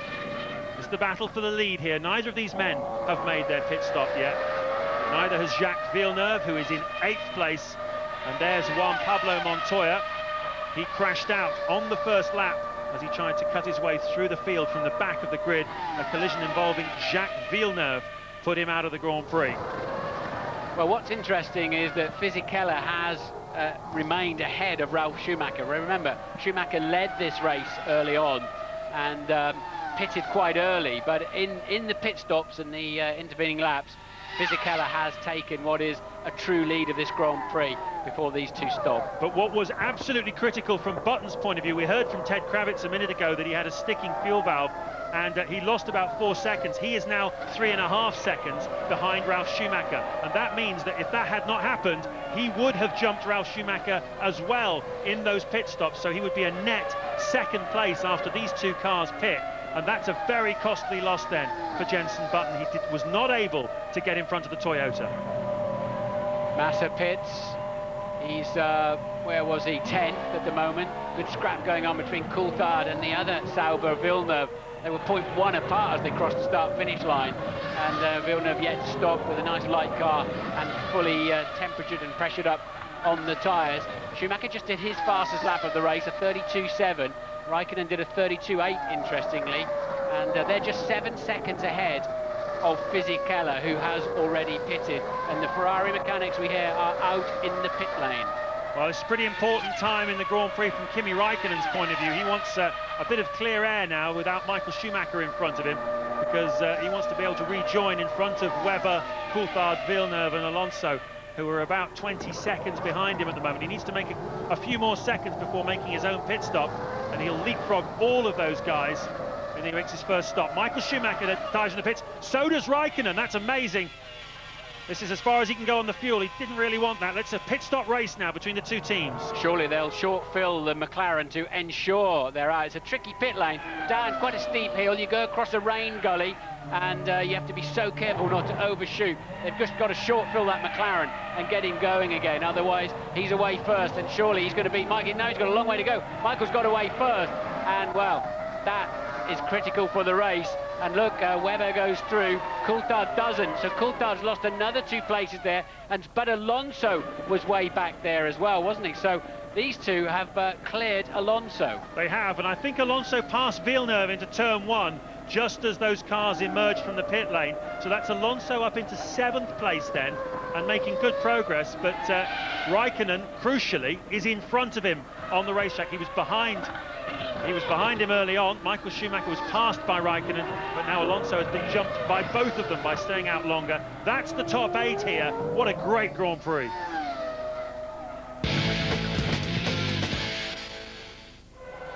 We are halfway through one of the most thrilling Grand Prix of the 2005 World Championship. Any one of a number of drivers could still win this Grand Prix. It's certainly all been happening here. Sato off the start line colliding with Rubens Barrichello, but a much bigger shunt on the first lap involving Jacques Villeneuve, who appeared to push Juan Montoya certainly quite wide. Montoya lost grip and hit the wall. That brought out a safety car. In the early stages we had Ralf Schumacher leading from Fisichella and Jenson Button 3rd. Fisichella was able to jump Ralf Schumacher in the pit stops. He now leads this Grand Prix.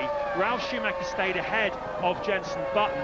Mark Webber's having a strong afternoon in 4th place for Williams, but from the back of the grid, Michael Schumacher, Kimi Raikkonen and Fernando Alonso have been mesmerising. At the moment, Schumacher is the front driver of these trio. They're 5th, 6th and 7th.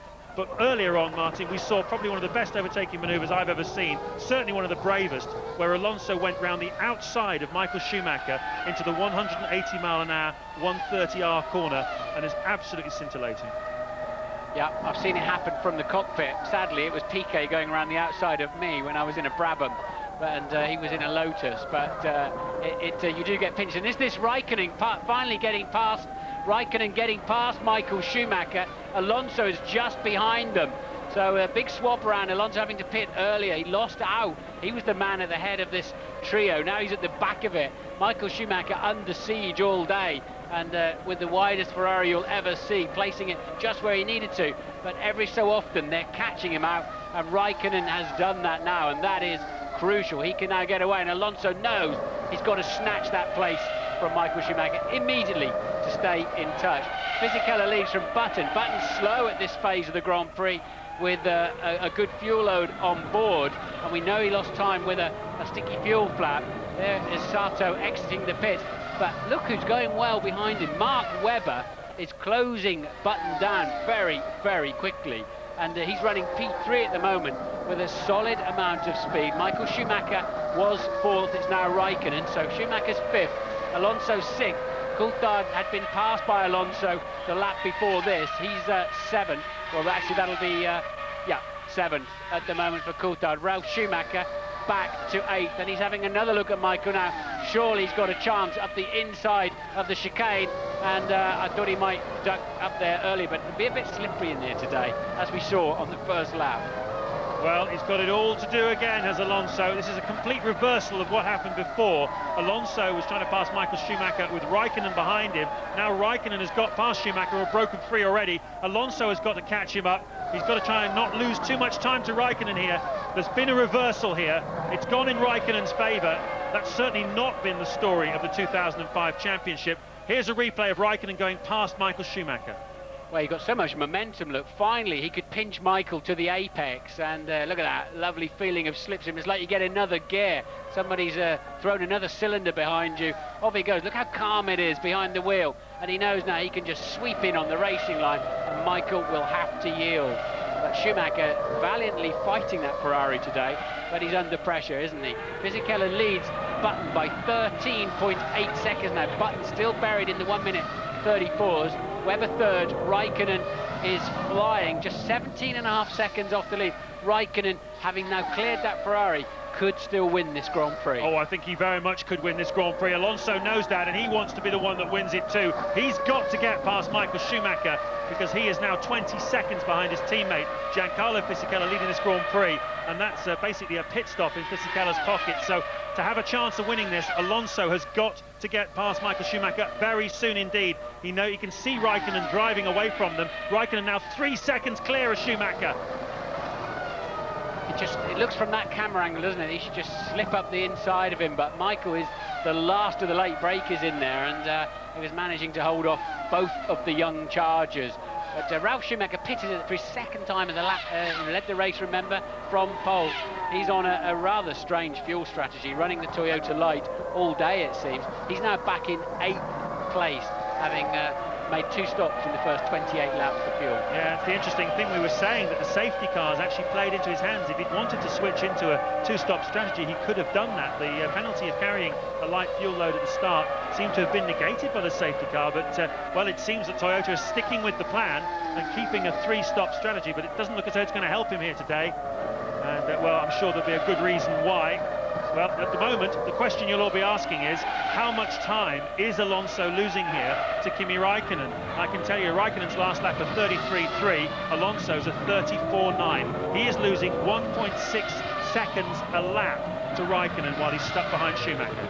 2 mistakes in 3 corners for Fernando Alonso. He's getting a bit ragged and frustrated there now, and he'll be somewhat confused, I think, that of course he pitted early, they ran longer, but I think he'll be very surprised when he saw them come out of the pit lane quite a long way in front of him, where those positions got swapped around. But this is where he's faster than Michael. Michael's got obviously carrying more wing or something, and then he's in the dirty, turbulent air at 180 odd miles an hour. Now he's got to slip up the inside. Go on, Surely. go on. Oh, and Michael has gone very deep again. Can Fernando get a cleaner run? Because Michael's got to turn harder right now as they come onto the pit straight. Fernando's got a much better chance this time of getting down, doing a Raikkonen, getting down the outs from the outside, and he's just got to storm in, don't lift off the throttle, sweep in and steal the racing line. Schumacher had no defence there. He got out of line at the top of the hill, therefore you turn harder right into the pit straight, you scrub some speed off, and you get mullered down the outside. Now, I'd like to see a replay of that from the chicane right the way through to the end, because it looked to me like he thought that one through. He made Schumacher get himself into an awkward position. Carter Cahan there, you can see, the lapped car. He's going to get out of the way, hopefully, of Fernando Alonso and Michael Schumacher. But it seemed to me, Martin, he put Schumacher into that position in the chicane, knowing that he would have him into turn one. So he wasn't trying to get him in the chicane, he was trying to get him at turn one. Could well be the case, certainly a tactical move there. But yeah, he didn't really go for goal, did he, into the chicane, but he certainly made Michael brake too late, and that's what put him out of position all the way down then into turn one. Thinking his way through then, Fernando Alonso. Be interesting to hear what he has to say about that afterwards. He is now free of Schumacher.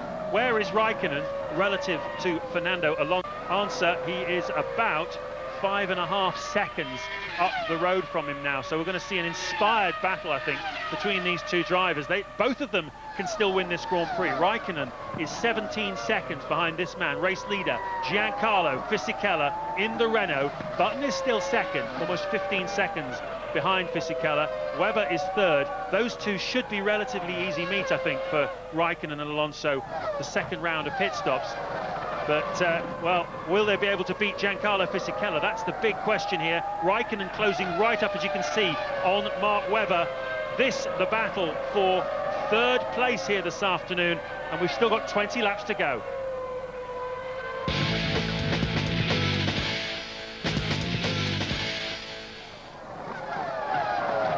Lap 36 of the 53-lap Japanese Grand Prix, and Christian Alva's car is on fire in the pit lane. You can see everybody diving in, the Japanese marshals trying to help out as well, but certainly all the mechanics well prepared. Lots of instructions and orders going on. Alva's able to get out of the car. That's the first pit fire we've seen for a while. Meanwhile, at the front of this Grand Prix, Giancarlo Fisichella is leading Jenson Button by 17 seconds. There's really any one of three men can win this Grand Prix. Fisichella in the Renault, Raikkonen in the McLaren, who started from the very back of the grid, is now in fourth place. But Fernando Alonso at the moment looks the faster man, because Raikkonen's held up behind Mark Webber, who's in third place. There you can see it, and at the moment Alonso is taking about 2.5 seconds a lap out of Raikkonen. It's very close between the two men who've contended the World Championship. A lot of mess there in the pit lane, but Martin, this is an absolute screamer of a Grand Prix. Who's your money on?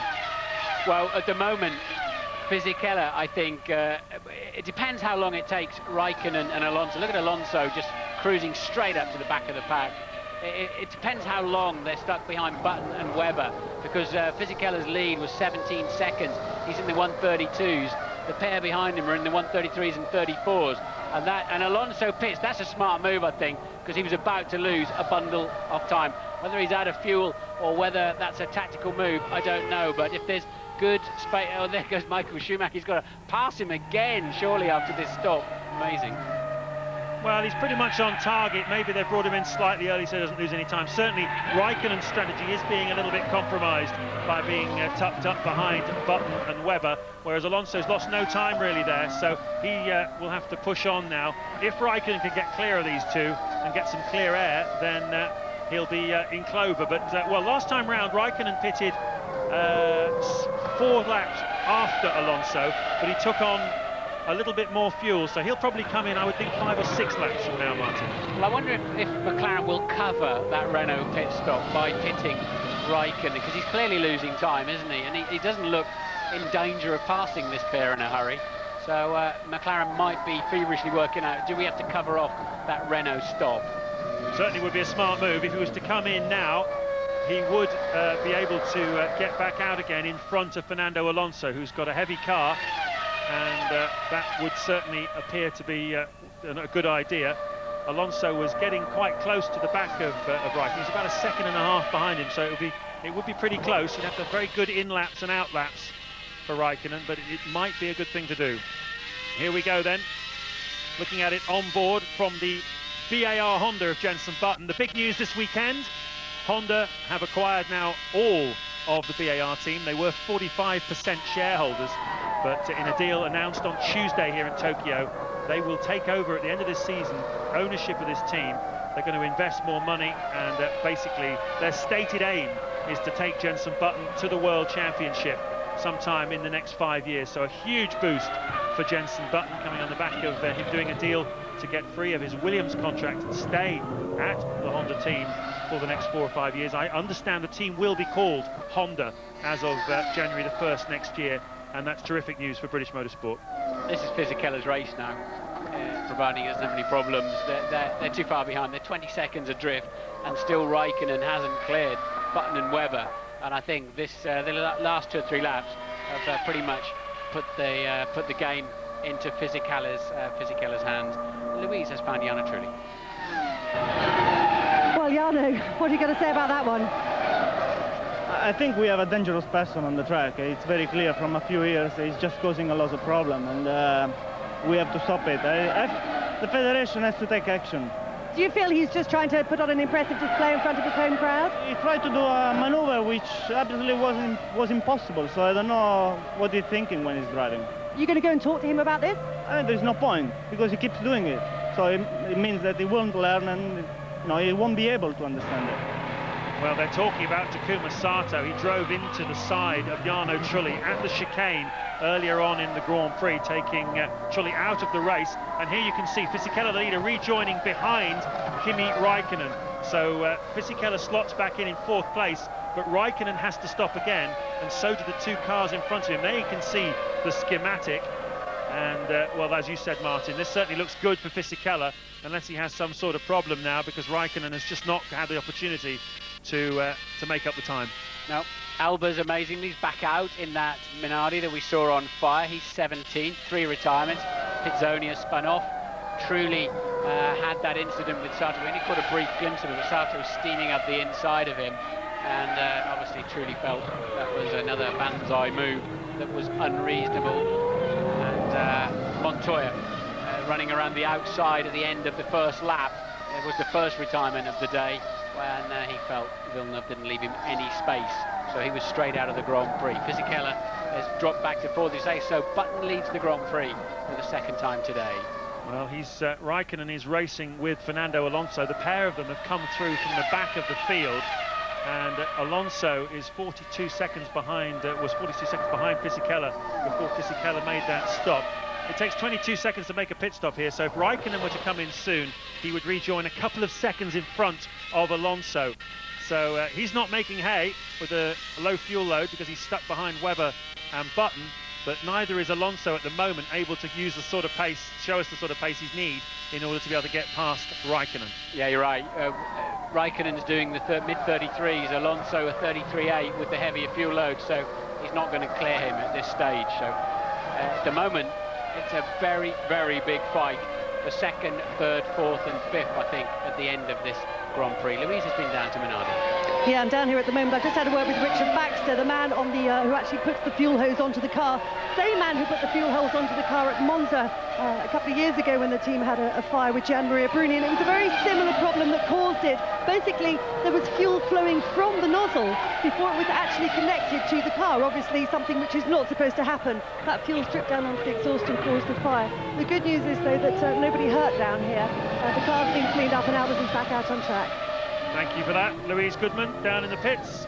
And, well, Jenson Button leading this Grand Prix for the 2nd time here, but without really a chance of winning it. Mark Webber having his strongest drive, I think, pretty much of the season, actually. He drove well in Monaco and got a podium there, his first podium in Formula One. Probably feels he should have been 2nd on the day, but the pit strategy meant that the teammate Nick Heidfeld in fact, finished second and Webber was third. But since then, this is definitely Webber's strongest drive. Raikkonen is third. You can see right behind him. Fisichella, having made his final stop this afternoon, is just 3.5 seconds behind them. Michael Schumacher is fifth.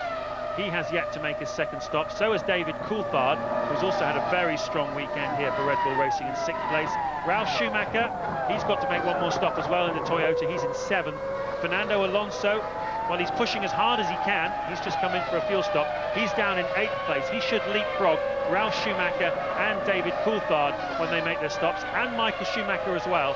So that'll put, well, it's going to be very close at the finish between Raikkonen, Fisichella and Alonso. Fisichella's had a poor OLAP, a 1:34.7, so he'll need to pick that pace up. And then the Grand Prix, I still believe, very much in his pocket. A huge fight then is Button, Webber, Raikkonen, Michael Schumacher and Alonso for what I think will be second through sixth. I think they should be quite close together at the end of this Grand Prix. 3 of them are already. Certainly been a gripper. The BAR Honda team come out ready for a pit stop. I imagine that's probably for Jenson Button. He pitted first time round on lap 22. He had a sticking fuel nozzle, sticking fuel valve I should say, and the team expected to have the same problem again, so we'll have to watch this pit stop quite closely. Jenson doesn't want to lose too much time, otherwise he will lose the place to Mark Webber. It was the flap, wasn't it? Didn't Ted say? I thought when they put the speed limiter on, the flap automatically comes up, and I got the impression that that didn't happen. They had to sort of jemmy it open when he got in to the pit lane. Jenson goes right into the pit lane. We'll keep an eye on it. We're on board with him. Let's hope we stay that way, although we won't see the fuel flap from there. Yeah, it's up. It's up. No problem at all. And Williams have covered that off as well with a Webber pit stop. So it's a straight fight between the two teams then. The two teams that have been fighting hard over Jenson Button services for the last 2 years, basically. And Webber's away fastest. Webber's away first, and he's going to take it. And he's going to take it. So that's amazing. Excellent pit work there from Williams. That's the second car they've cleared for him today. They cleared Coulthard's Red Bull earlier on, and Jenson will be gutted to see that. Especially seeing as it appears the fuel flap was open for Jenson Button. Disappointment in the BAR Honda garage, but fantastic pit work, as you say, by the Williams mechanics. First time round they got him to leapfrog Coulthard in a straight fight in the pits, and second time round he leapfrogs Jenson Button. So Webber in front of Button. Kimi Raikkonen leads this Grand Prix then, but he has yet to make a second stop. Giancarlo Fisichella is in second place. Michael Schumacher is in third place. David Coulthard as well. And how long before Raikkonen comes in for his stop? He has got 5 seconds now over Fisichella, but those laps lost behind Webber and Button have certainly cost Raikkonen the chance of winning this Grand Prix. It would have been very interesting to see what would have happened if he'd been able to clear those two. I think Raikkonen's going to end up in front of that little lot in P2. He's on his fastest lap of the race now, where he's got to make hay, because it was amazing to see Alonso right up behind Webber and Button too, so that gives you an indication. It's a 1:31.9 for Kimi Raikkonen. That's a fast lap. That's going to give him P2, I believe, when he has after he's had his stop. Ted's got some news on Raikkonen. Yeah, well, no, actually, down at Williams, big high fives as Michael Schumacher pits. High fives and smiles at Williams of beating Jenson Button out of the pits, considering what's happened all this year. But also on Alonso, Martin, that was a planned stop for Fernando Alonso. He had to come in there, but it's worked out quite well with them, with Raikkonen, even though he's up against them now. Some not a great deal of rubber on the inside of the front tyres of the Ferrari there. They run about 3 degrees of front camber. The top of the tyre leans in, so you tend to wear the inside of the tyre out, and certainly the Ferraris look like they're struggling on that at the moment. So Raikkonen was leading by 7.2 seconds. Fisichella did a 1:34.0. He's going to have to pick that pace up if he wants this Grand Prix. I know there's only a bit more than that to go. Now, Fisichella will get the hurry-up sign very soon, because he's not lapping fast enough with the pace this little man's running at now. Yeah, certainly he's taking over 2 seconds a lap out of him. It's now 7.2 the gap. You need 22 seconds to make a pit stop here and rejoin in front, and Raikkonen's going to have to pit sometime in the next 2 or 3 laps, I reckon, so he's probably not going to have quite enough time. But that's not to say that once he rejoins the racetrack in the closing stage of this Grand Prix, he isn't going to be able to close up to Fisichella and attack him. So we could well have a grandstand finish here at Suzuka to this Grand Prix. Certainly Kimi Raikkonen has been held up a great deal during the course of this Grand Prix by all kinds of people. We've seen some spectacular overtaking on a track that most people consider it very difficult to overtake at, and much of the overtaking has not taken place where the obvious spot into the chicane. It's taken place all over the place. But here's Fisichella, pressure on him now. 8.7 seconds the gap. It's growing all the time. Raikkonen really pushing hard. Coulthard third, but he's yet to make another stop. So has Ralf Schumacher, who's in fourth place. Webber has made his second and final stop. So has Alonso, who's passed Jenson Button. We haven't seen it, but Alonso has just got past Jenson Button out there on the racetrack. He's in sixth place. Button then having all kinds of problems after his second fuel stop, dropping down into seventh place. So he's lost 2 places now, Jenson Button. But at least he got back out in front of Michael Schumacher. Massa 9th, Klein 10th. Another fastest first sector for Raikkonen then, and I'm sure they're telling Fisichella to get on with it now. He's 8.7 seconds behind. Raikkonen yet to stop, as is Coulthard in third place.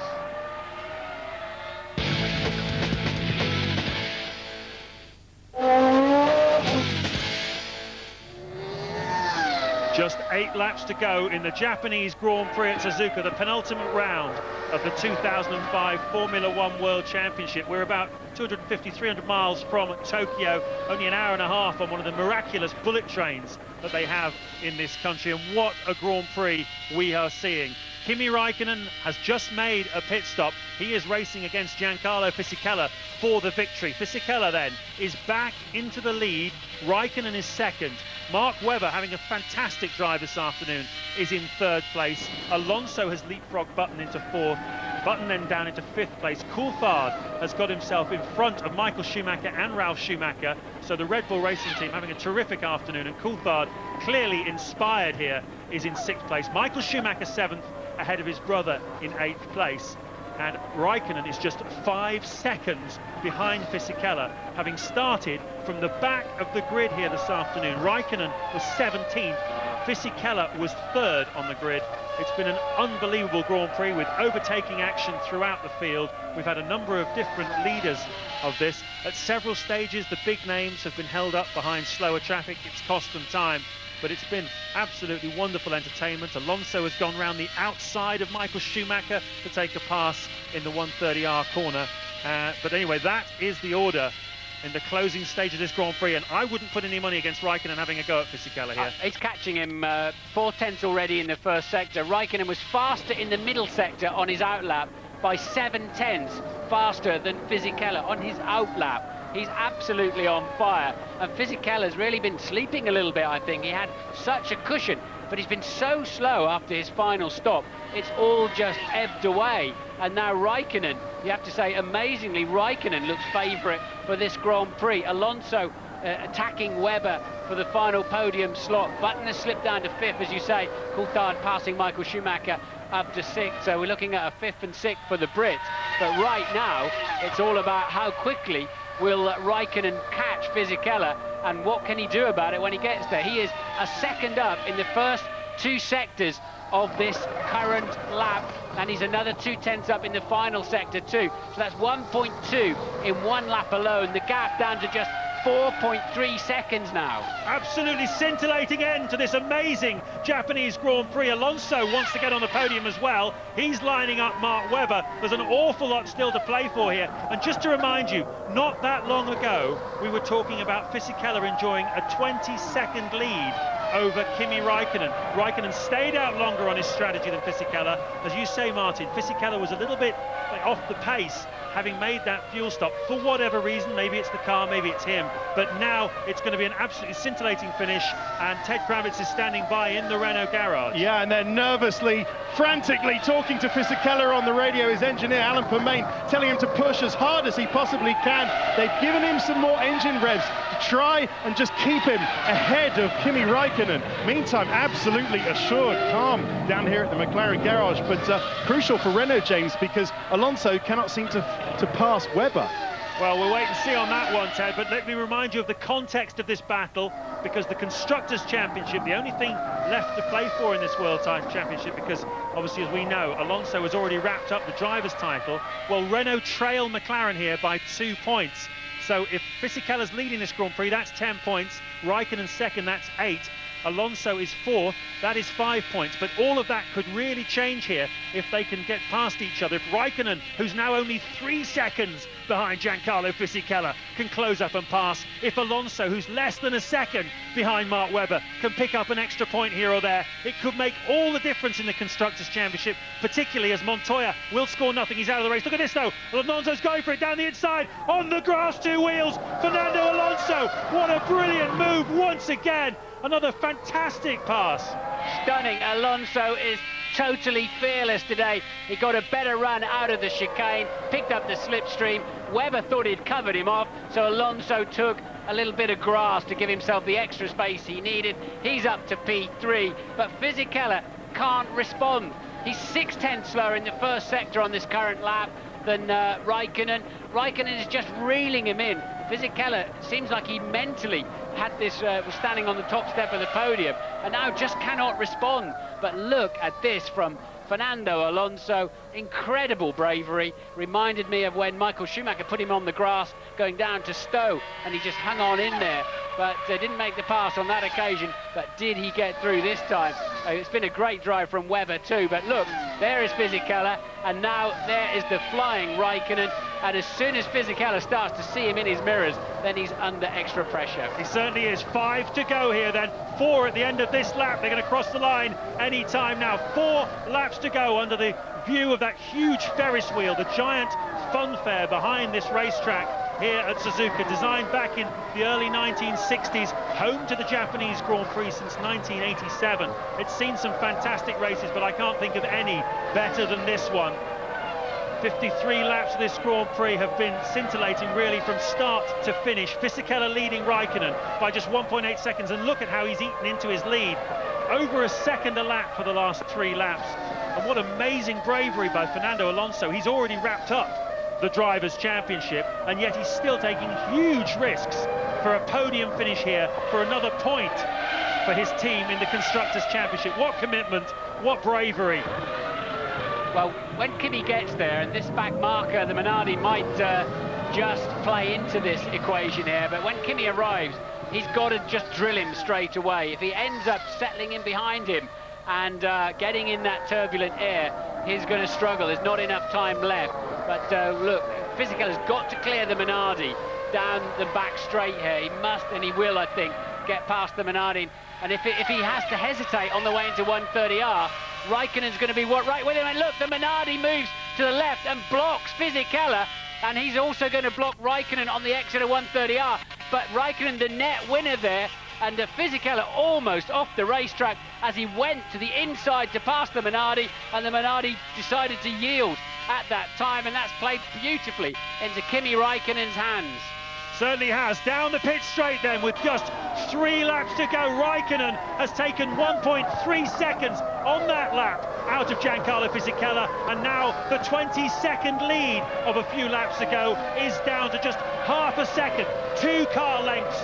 And, well, you'd have to say that Kimi Raikkonen is looking very, very good here. When and where will he attack Giancarlo Fisichella, who's just struggling with the pace, frankly? 1:33.717 is 6/10 of a lap slower than his teammate Alonso's doing at this point in the Grand Prix. Clearly Fisichella perhaps not quite happy with the tyres, not quite happy with something in the balance of the car. It's not really under him in the way that the McLaren is under Kimi Raikkonen here today. And the 2 Renaults are going to be on the podium with the McLaren, but what will the order be?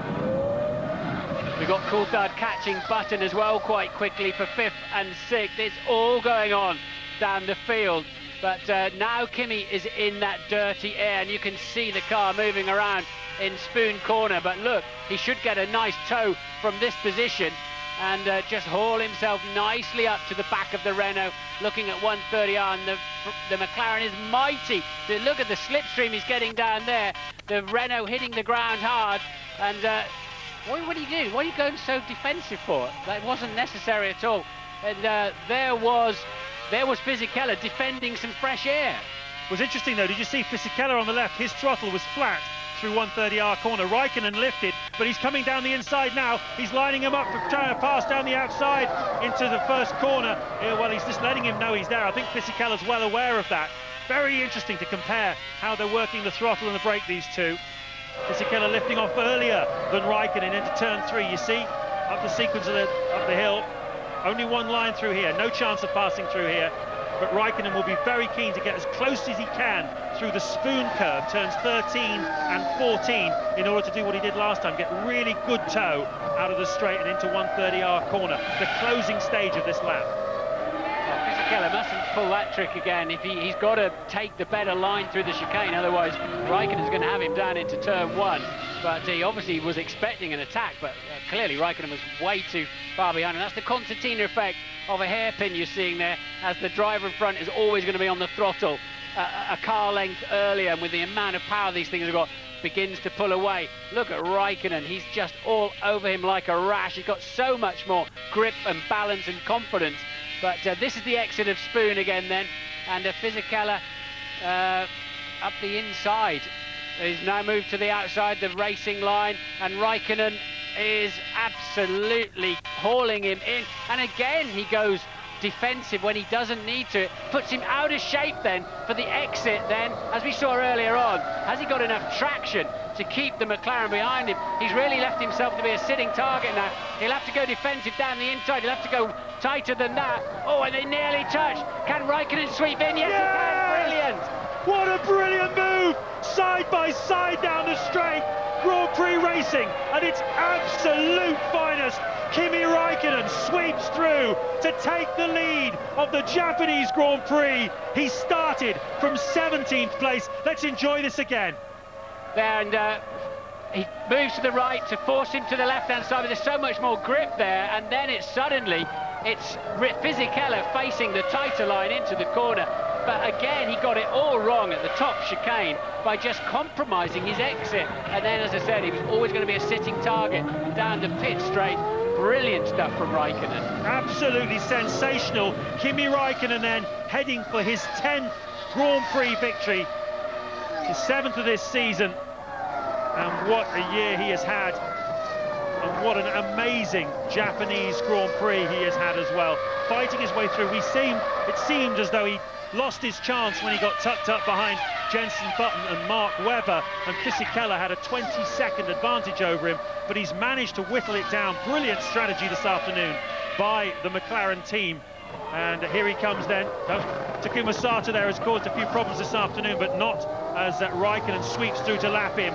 And one of the most dramatic Grand Prix in living memory comes to a close with Kimi Raikkonen, the winner! Absolutely sensational performance. In second place will be Giancarlo Fisichella. Raikkonen loves that. And in third place, Fernando Alonso. Another good shout for drive of the day for Mark Webber. We haven't seen much of him, but fourth place for him in the Williams. Jenson Button, the early promise, didn't work out for him. He's going to come through in fifth. Coulthard sixth. Michael Schumacher seventh. And Ralf Schumacher, the pole sitter here for Toyota, ending up in 8th place. I mean, I would hate to be you and have to make the decision for driver of the day, because we have seen some of the finest driving in many years. Raikkonen, outstanding. Alonso, outstandingly brave. Webber, fantastic to get that car up to that place in the grid. Button didn't quite have the pace when he needed it from the BAR. Coulthard scintillating from him as well. Who's it going to? Well, this is year 9 for F1 ITV, and I have to say this is one of the most enjoyable races that I've certainly commentated on. Stunning driving, all sorts of drama and action, but you can only give it surely to this man, Raikkonen. He got the job done all the way through. He was compromised earlier on in the day, kept his nose clean. I mean, Alonso's 2 overtakes were sensational, but he's ended up 17.5 seconds adrift of them. He's behind Raikkonen. So for me, Raikkonen just edges it, but sensational, brilliant skills. What a pleasure it's been to watch that race. An absolute pleasure, especially when you consider that Raikkonen actually started behind Fernando Alonso. They were 16th and 17th on the grid, and they end up 1st and 3rd. Raikkonen first place, Alonso in third, and Fisichella, who started third on the grid, finishes in second place in the Renault. So 10 points for McLaren, whilst the Renault team take 14, and that means there's still, I believe, 2 points between them going into the final Grand Prix. Wait for the tables to come up, but my basic maths in my head seems to suggest that that's the situation. So it's basically Montoya's crash has been more or less negated by the amazing performance of Kimi Raikkonen. There you can see then the top 10. Klien, having qualified in fourth place, finishing out of the points, and just showing again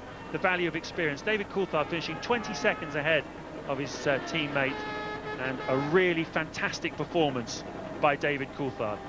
Yeah, he was just a couple of seconds behind Jensen at the end of the day. Another race where the BAR Honda has tended to float backwards as the laps unfold. Klien 9th, Massa, Villeneuve there. Massa beating Villeneuve for the first of the Saubers. Barrichello back in 12th after, well, he didn't really lose out at the beginning in a way because he caught back up under the safety car situation, but a poor weekend for Rubens Barrichello. There you can see Montoya not classified, had a crash on the early stages of the Grand Prix, and you know, in a funny sort of way, Martin, with Fisichella the only front-running car at the front of the grid and those three at the back, ironically, that crash of Montoya's, which brought out the safety car, is probably the thing that helped the guys at the back of the grid come through and win the Grand Prix. So it's probably Montoya's crash helped Raikkonen win this Grand Prix. In some respects, yeah, we don't know how that would have played out, but Montoya going around the outside of a car in that final turn, which wouldn't be a smart move at any time, but surely that's one of that must be Raikkonen's finest moment in terms of a Grand Prix drive. I mean, that was just something else. Absolutely no question. Look how much Ron Dennis loves that. We're hearing that apparently Flavio and co stormed off the pit wall, not at all happy to have lost their race. And you have to say, it doesn't look like they should have lost that race from Fisichella, but he just couldn't respond, could he? And he had the race in the bag. It was done and dusted, and he just let it ebb and slip away from him. Well, I make that Raikkonen's 7th victory of this championship. Alonso has won 6. There you can see confirmation. My basic maths was correct. The situation has turned around then. Renault have turned around a 2-point deficit to a 2-point advantage over McLaren Mercedes. So we go into the Chinese Grand Prix with basically the same situation we came here. 2 points between them. The only difference is the two teams are the other way around, and well, that could be very significant for the Constructors' Championship. There's a man who had a rather adventurous afternoon, and Jarno Trulli saying he's dangerous. They've got to keep him off the racetrack. We saw Michael Schumacher slamming his visor down, didn't we, after an incident at Spa? So Takuma under a bit of pressure from his fellow Grand Prix drivers. Final point scorer then, Ralf Schumacher in the Toyota. He started on pole with not a lot of gas on board, so that rather compromised their afternoon. Honda then in 5th, ahead of Toyota in 8th. Great drive from Webber in 4th in the Williams, you have to say. Yeah, Jenson Button there, a little chat with Takuma Sato. Jacques Villeneuve having a chat with David Coulthard. They had a great scrap earlier on. Massa again winning the battle of the two Sauber drivers. Villeneuve in the end just 7/10ths of a second behind his teammate, 10th and 11th places. All that effort for 10th and 11th, but here is the hero of the day. Ron Dennis is dancing. I don't think I've ever seen that. I'm sure you have in a few nightclubs, but I've never seen that on a podium.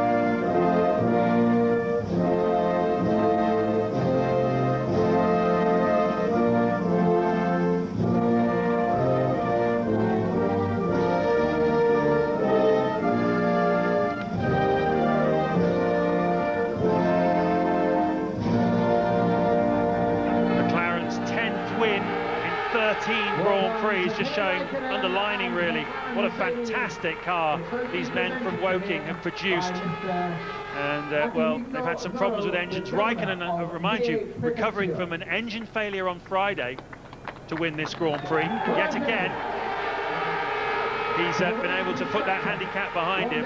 He had to go 10 places back on the grid, that was the idea, but of course the weather intervened there as well. But what a story for him. Ron Dennis picks up one of the most treasured trophies, I think. He loves it, doesn't he? Well deserved, Ron.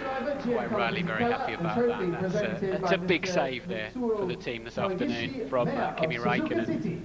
He'll qualify last in China next weekend. Montoya will have to qualify first, so depending on weather conditions as to how that plays, but Fisichella knows that that one he let slip away. Hiroshi Takikawa, the president of the Japan Automobile Federation. Fernando Alonso, world champion, doesn't look terribly happy. A bit of a contrast to the Brazilian Grand Prix of 2 weeks ago. But, well, he was heroic as well today. Some amazing overtaking manoeuvres. Ron Dennis scarpers. Raikkonen has a big slug at the end of a wonderful Grand Prix. Without exaggeration, this was a classic. It was the day when the runner-up in the World Championship showed that he is the man. Thank you, James. Thank you, Martin. In the land of the rising sun, it is Kimi Raikkonen who feels the warmest glow. Renault definitely not happy with Fisichella. At least they are back on top of the constructors' charts. For my money, you have just seen comfortably the best Grand Prix of the year.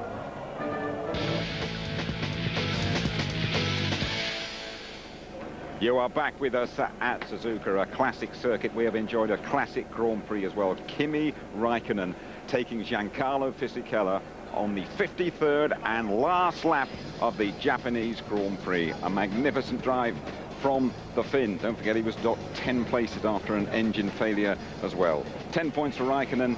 It's 14 for the Renault drivers Fisichella and Alonso. That might just soothe the disappointment of Fisichella failing to win here. Webber, excellent recovery in the Williams for 4th.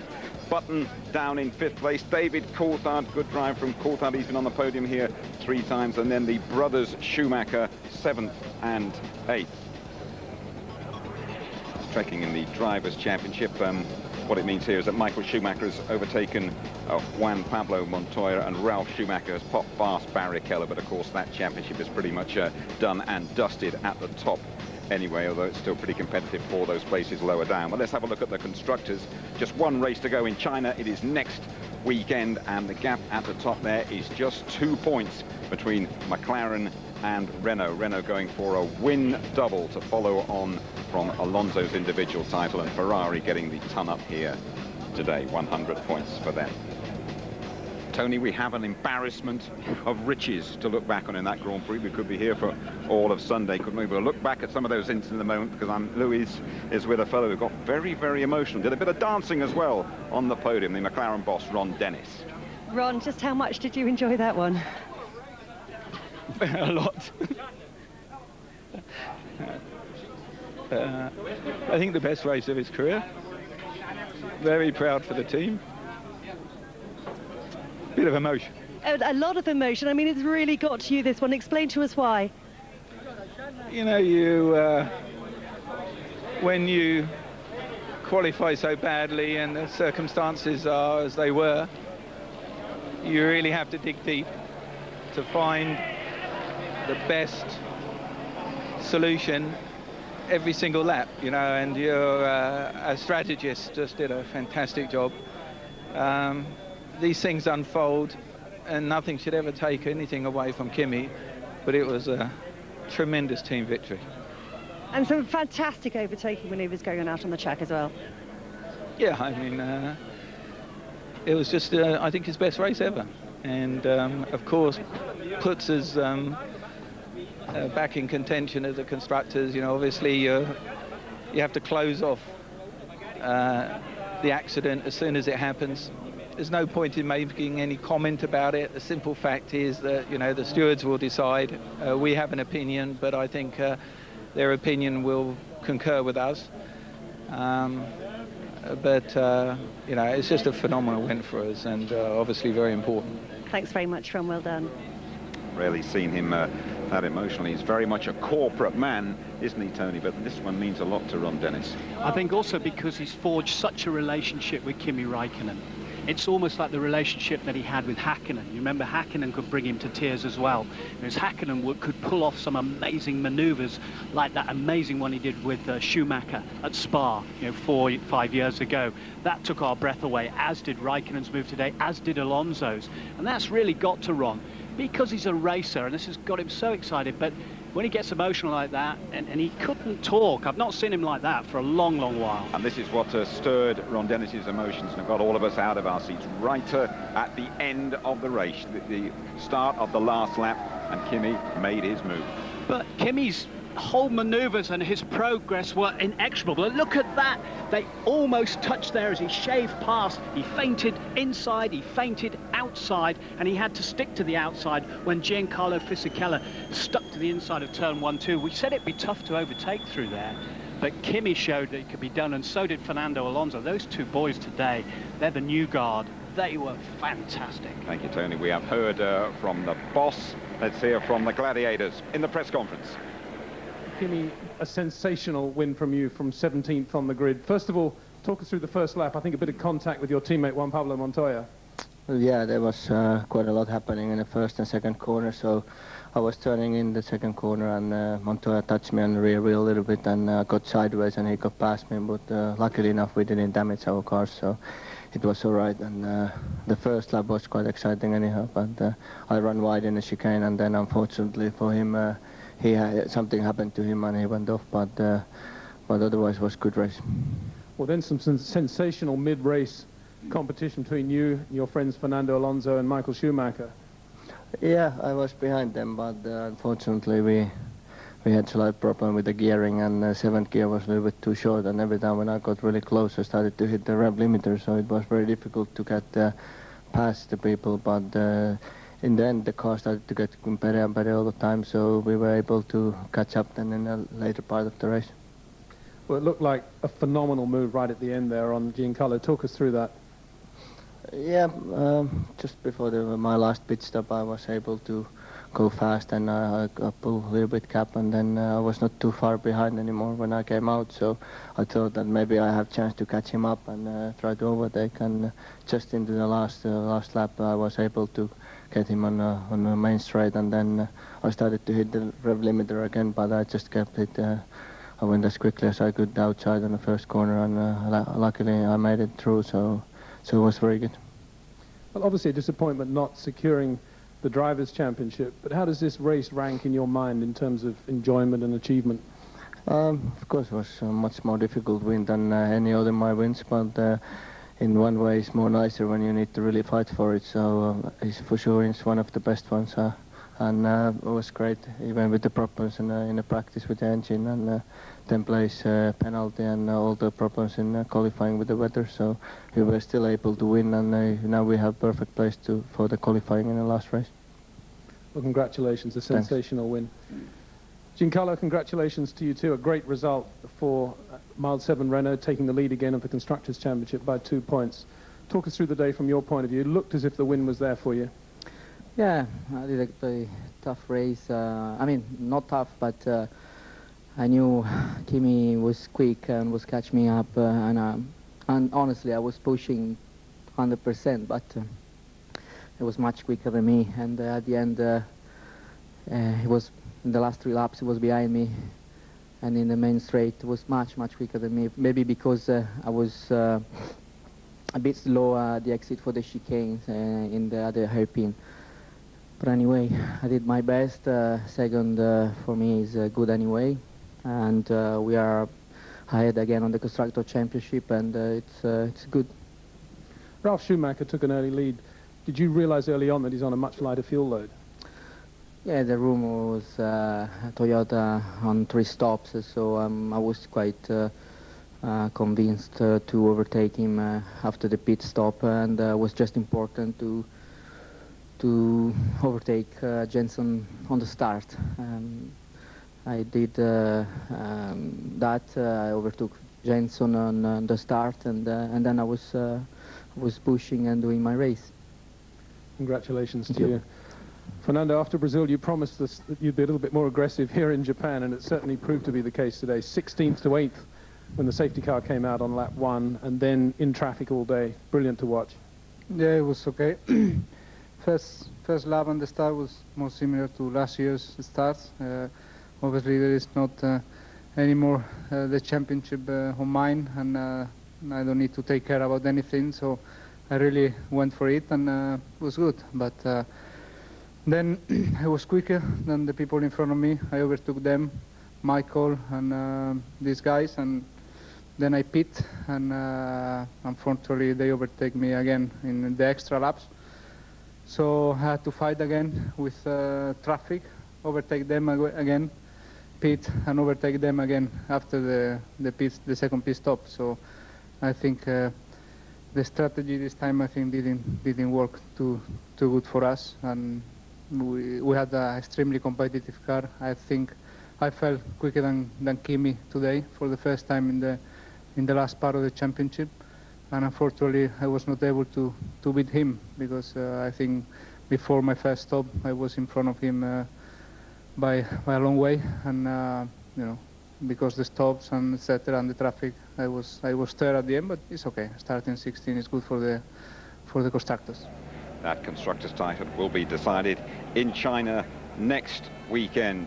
We will be right back in the land of the rising sun to complete our coverage from Japan.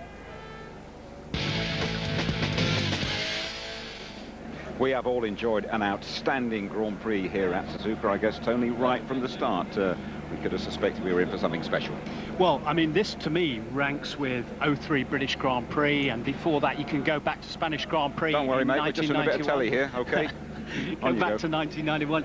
Epic duels between Senna and Mansell and so on. So much overtaking, we lost count. This was absolutely one of the best Grand Prix in the last decade for me. And just look at them rushing.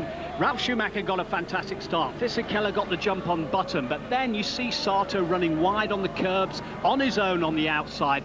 Then he was joined and he was tagged by Rubens Barrichello, and Ron Dennis has joined us on the replays as well. Now this is a view from inside from Takuma Sato's car. You can see him running wide all on his own. Just watch Rubens Barrichello coming along and tags the front of him, and he had to go in for a pit stop there and get a new nose. And you've got another vision now of Juan Pablo Montoya. He was tagged, in fact forced out by Villeneuve, it seems to be, and that was a big smash for Juan Pablo Montoya, and no points in the constructors from that car. I'm going to stop you just in full flow for a moment. Ron has joined us, sneaking in here. You've had a little look at the action there, Ron. Any thoughts now? I know it's probably not the best bit of television. I think the stewards will decide. I think we have a pretty clear understanding of what happened, and of course we have Juan Pablo's opinion, but it's really for the stewards to have a public position. He was very upset with Jacques Villeneuve, wasn't he? Well, I think it was pretty clear to any seasoned motor racer that, you know, maybe you could argue that Juan Pablo shouldn't have been there, but the thing is he was just, you know, he didn't even know he was there, and he just drove over, forced him off, I think. But, you know, it wasn't deliberate, but it was a bit unnecessary. You've recovered your composure a bit. I got something that might make you break up here, though, a little bit, because we got to the moment when Kimi went past Giancarlo right at the last lap. Well, you know, obviously a great overtaking manoeuvre, but I think the difference between this and some of the other manoeuvres, of course, it's taking the lead on the last lap, and that's where the pressure is. You know, it's holding the pressure, not overcooking it, and taking the lead. It's a phenomenal drive. Probably the best of his career. Very good team effort. I think very good strategy, and of course the strategy we had to vary. You know, traffic was quite difficult, but end result was great. Just finally, what is it that has really touched your heart, got to the inner core about your win here? Because you've had a few over the years, haven't you? Well, you know, we want to win the Constructors Championship. A couple of points behind, but you know, and it's a little tough having Juan Pablo qualifying first, but you know, we have the speed to do it, and we'd rather not do it from the back of the grid next time, and because it was a difficult night's sleep. It's exciting when you do it from the back of the grid. We'll see you in China, Ron. Thank you very much. I get the feeling you're going to have a good night here. Thank you. Okay. Come on then, Tony, you get back on it, and let's have a little look at the next incident, and Mr. Trulli and Sato involved, and well, they were very, very upset, Trulli, with Takuma Sato here. Well, we've heard the comments Those people that heard the interview during the race, Jarno Trulli said he doesn't know what he's thinking when he's driving. He shouldn't be on the track. We had an incident earlier in the year at Spa where there was a tangle with Michael Schumacher, and Mike Schumacher tapped him very lightly on the top of the helmet. And we have had other incidents with Rubens Barrichello last year, and of course with Ralf Schumacher at Bahrain as well. But Sato is frustrated. He's trying to do as well as he can here. He wants a job, doesn't he, next year, by the way? He wants a job, and he is just driving desperately. He needs talking to. Overtaking here was fantastic. You made the point how hard it is to overtake, and it just makes the incidents that we've seen really underlines how exceptional they are. And here is Alonso and Schumacher, one, I suppose we have to say. Yeah, but this is old guard, new guard. This is, you know, battles from the past of 2 years ago when Michael Schumacher pushed off the young pretender at Silverstone going into Stowe Bend. And here you see Alonso just really shadowing him. Look, it's so close. He's taking such a risk. He has no air there on the front of his car. He's losing all the downforce, and he toughs it out round the outside. Said, take that right across the bows. And he said that adds value to me to win the championship and beat Michael Schumacher like that. He loves it. You were spot on to be a bit downbeat about Jenson Button's chances, and he got taken in the pits by Webber, didn't he? And that put Webber ahead of him at the end. You see, characteristic of the race for the BAR Honda has been it dropping back during the races. It's not using its tyres properly. The aerodynamics is not proper. And here we are, the two guys that come in from first and second at the time on the track in the pit stops. Who would they get out? Dueling down the pit lane, but Webber's ahead. And this is the team that Jenson Button has spurned. He's staying at BAR Honda. Webber gets ahead of him and ends up in a superb fourth place. And he had his first podium this year at Monte Carlo. It's great for Webber. The Williams guys will really like that, won't they? And again, I mean, all the excitement right at the end. And Alonso with a dream move on Webber too. Yeah, now this again was a fantastic move. And then we go, you know, these guys worked together at Renault. So you have to remember Webber was the test driver there. He knows him very, very well. And he'd managed to keep him at bay. Mark Webber is a great racing driver, but this man, the new world champion, is a superstar.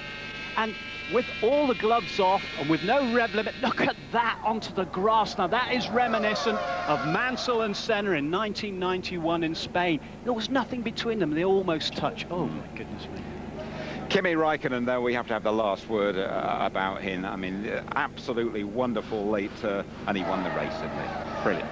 Well, it is absolutely beautiful, and I think, you know, he has made the absolute move of the decade for me.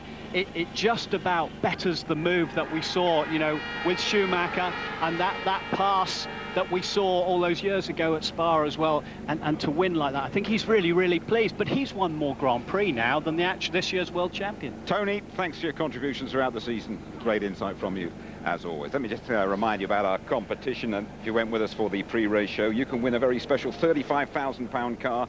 All the competition details are on our website. Alonso, youngest world champion ever, driving for which team? A, Ferrari, B, McLaren, or C, Renault? 0901 293 2020. Text F1 plus A, B, or C to 63337. Check on the website for all the details if I were you. Matt Smith is here with the championship a bit later this morning at 11:30. Rerun of the Grand Prix 2 this afternoon. The highlights just after midnight, all on ITV1. Next weekend, we bring down the curtain in China. Qualifying 11:25 on the Saturday night. We are with you from 6 on Sunday morning. The Grand Prix actually off at 7. Another rerun at the same time, 2 o'clock. And our Shanghai highlights are just after midnight. Just a great race, well worth getting up for. Kimi Raikkonen, absolutely mighty. Thanks very much for your company. Good morning from us all in Suzuka.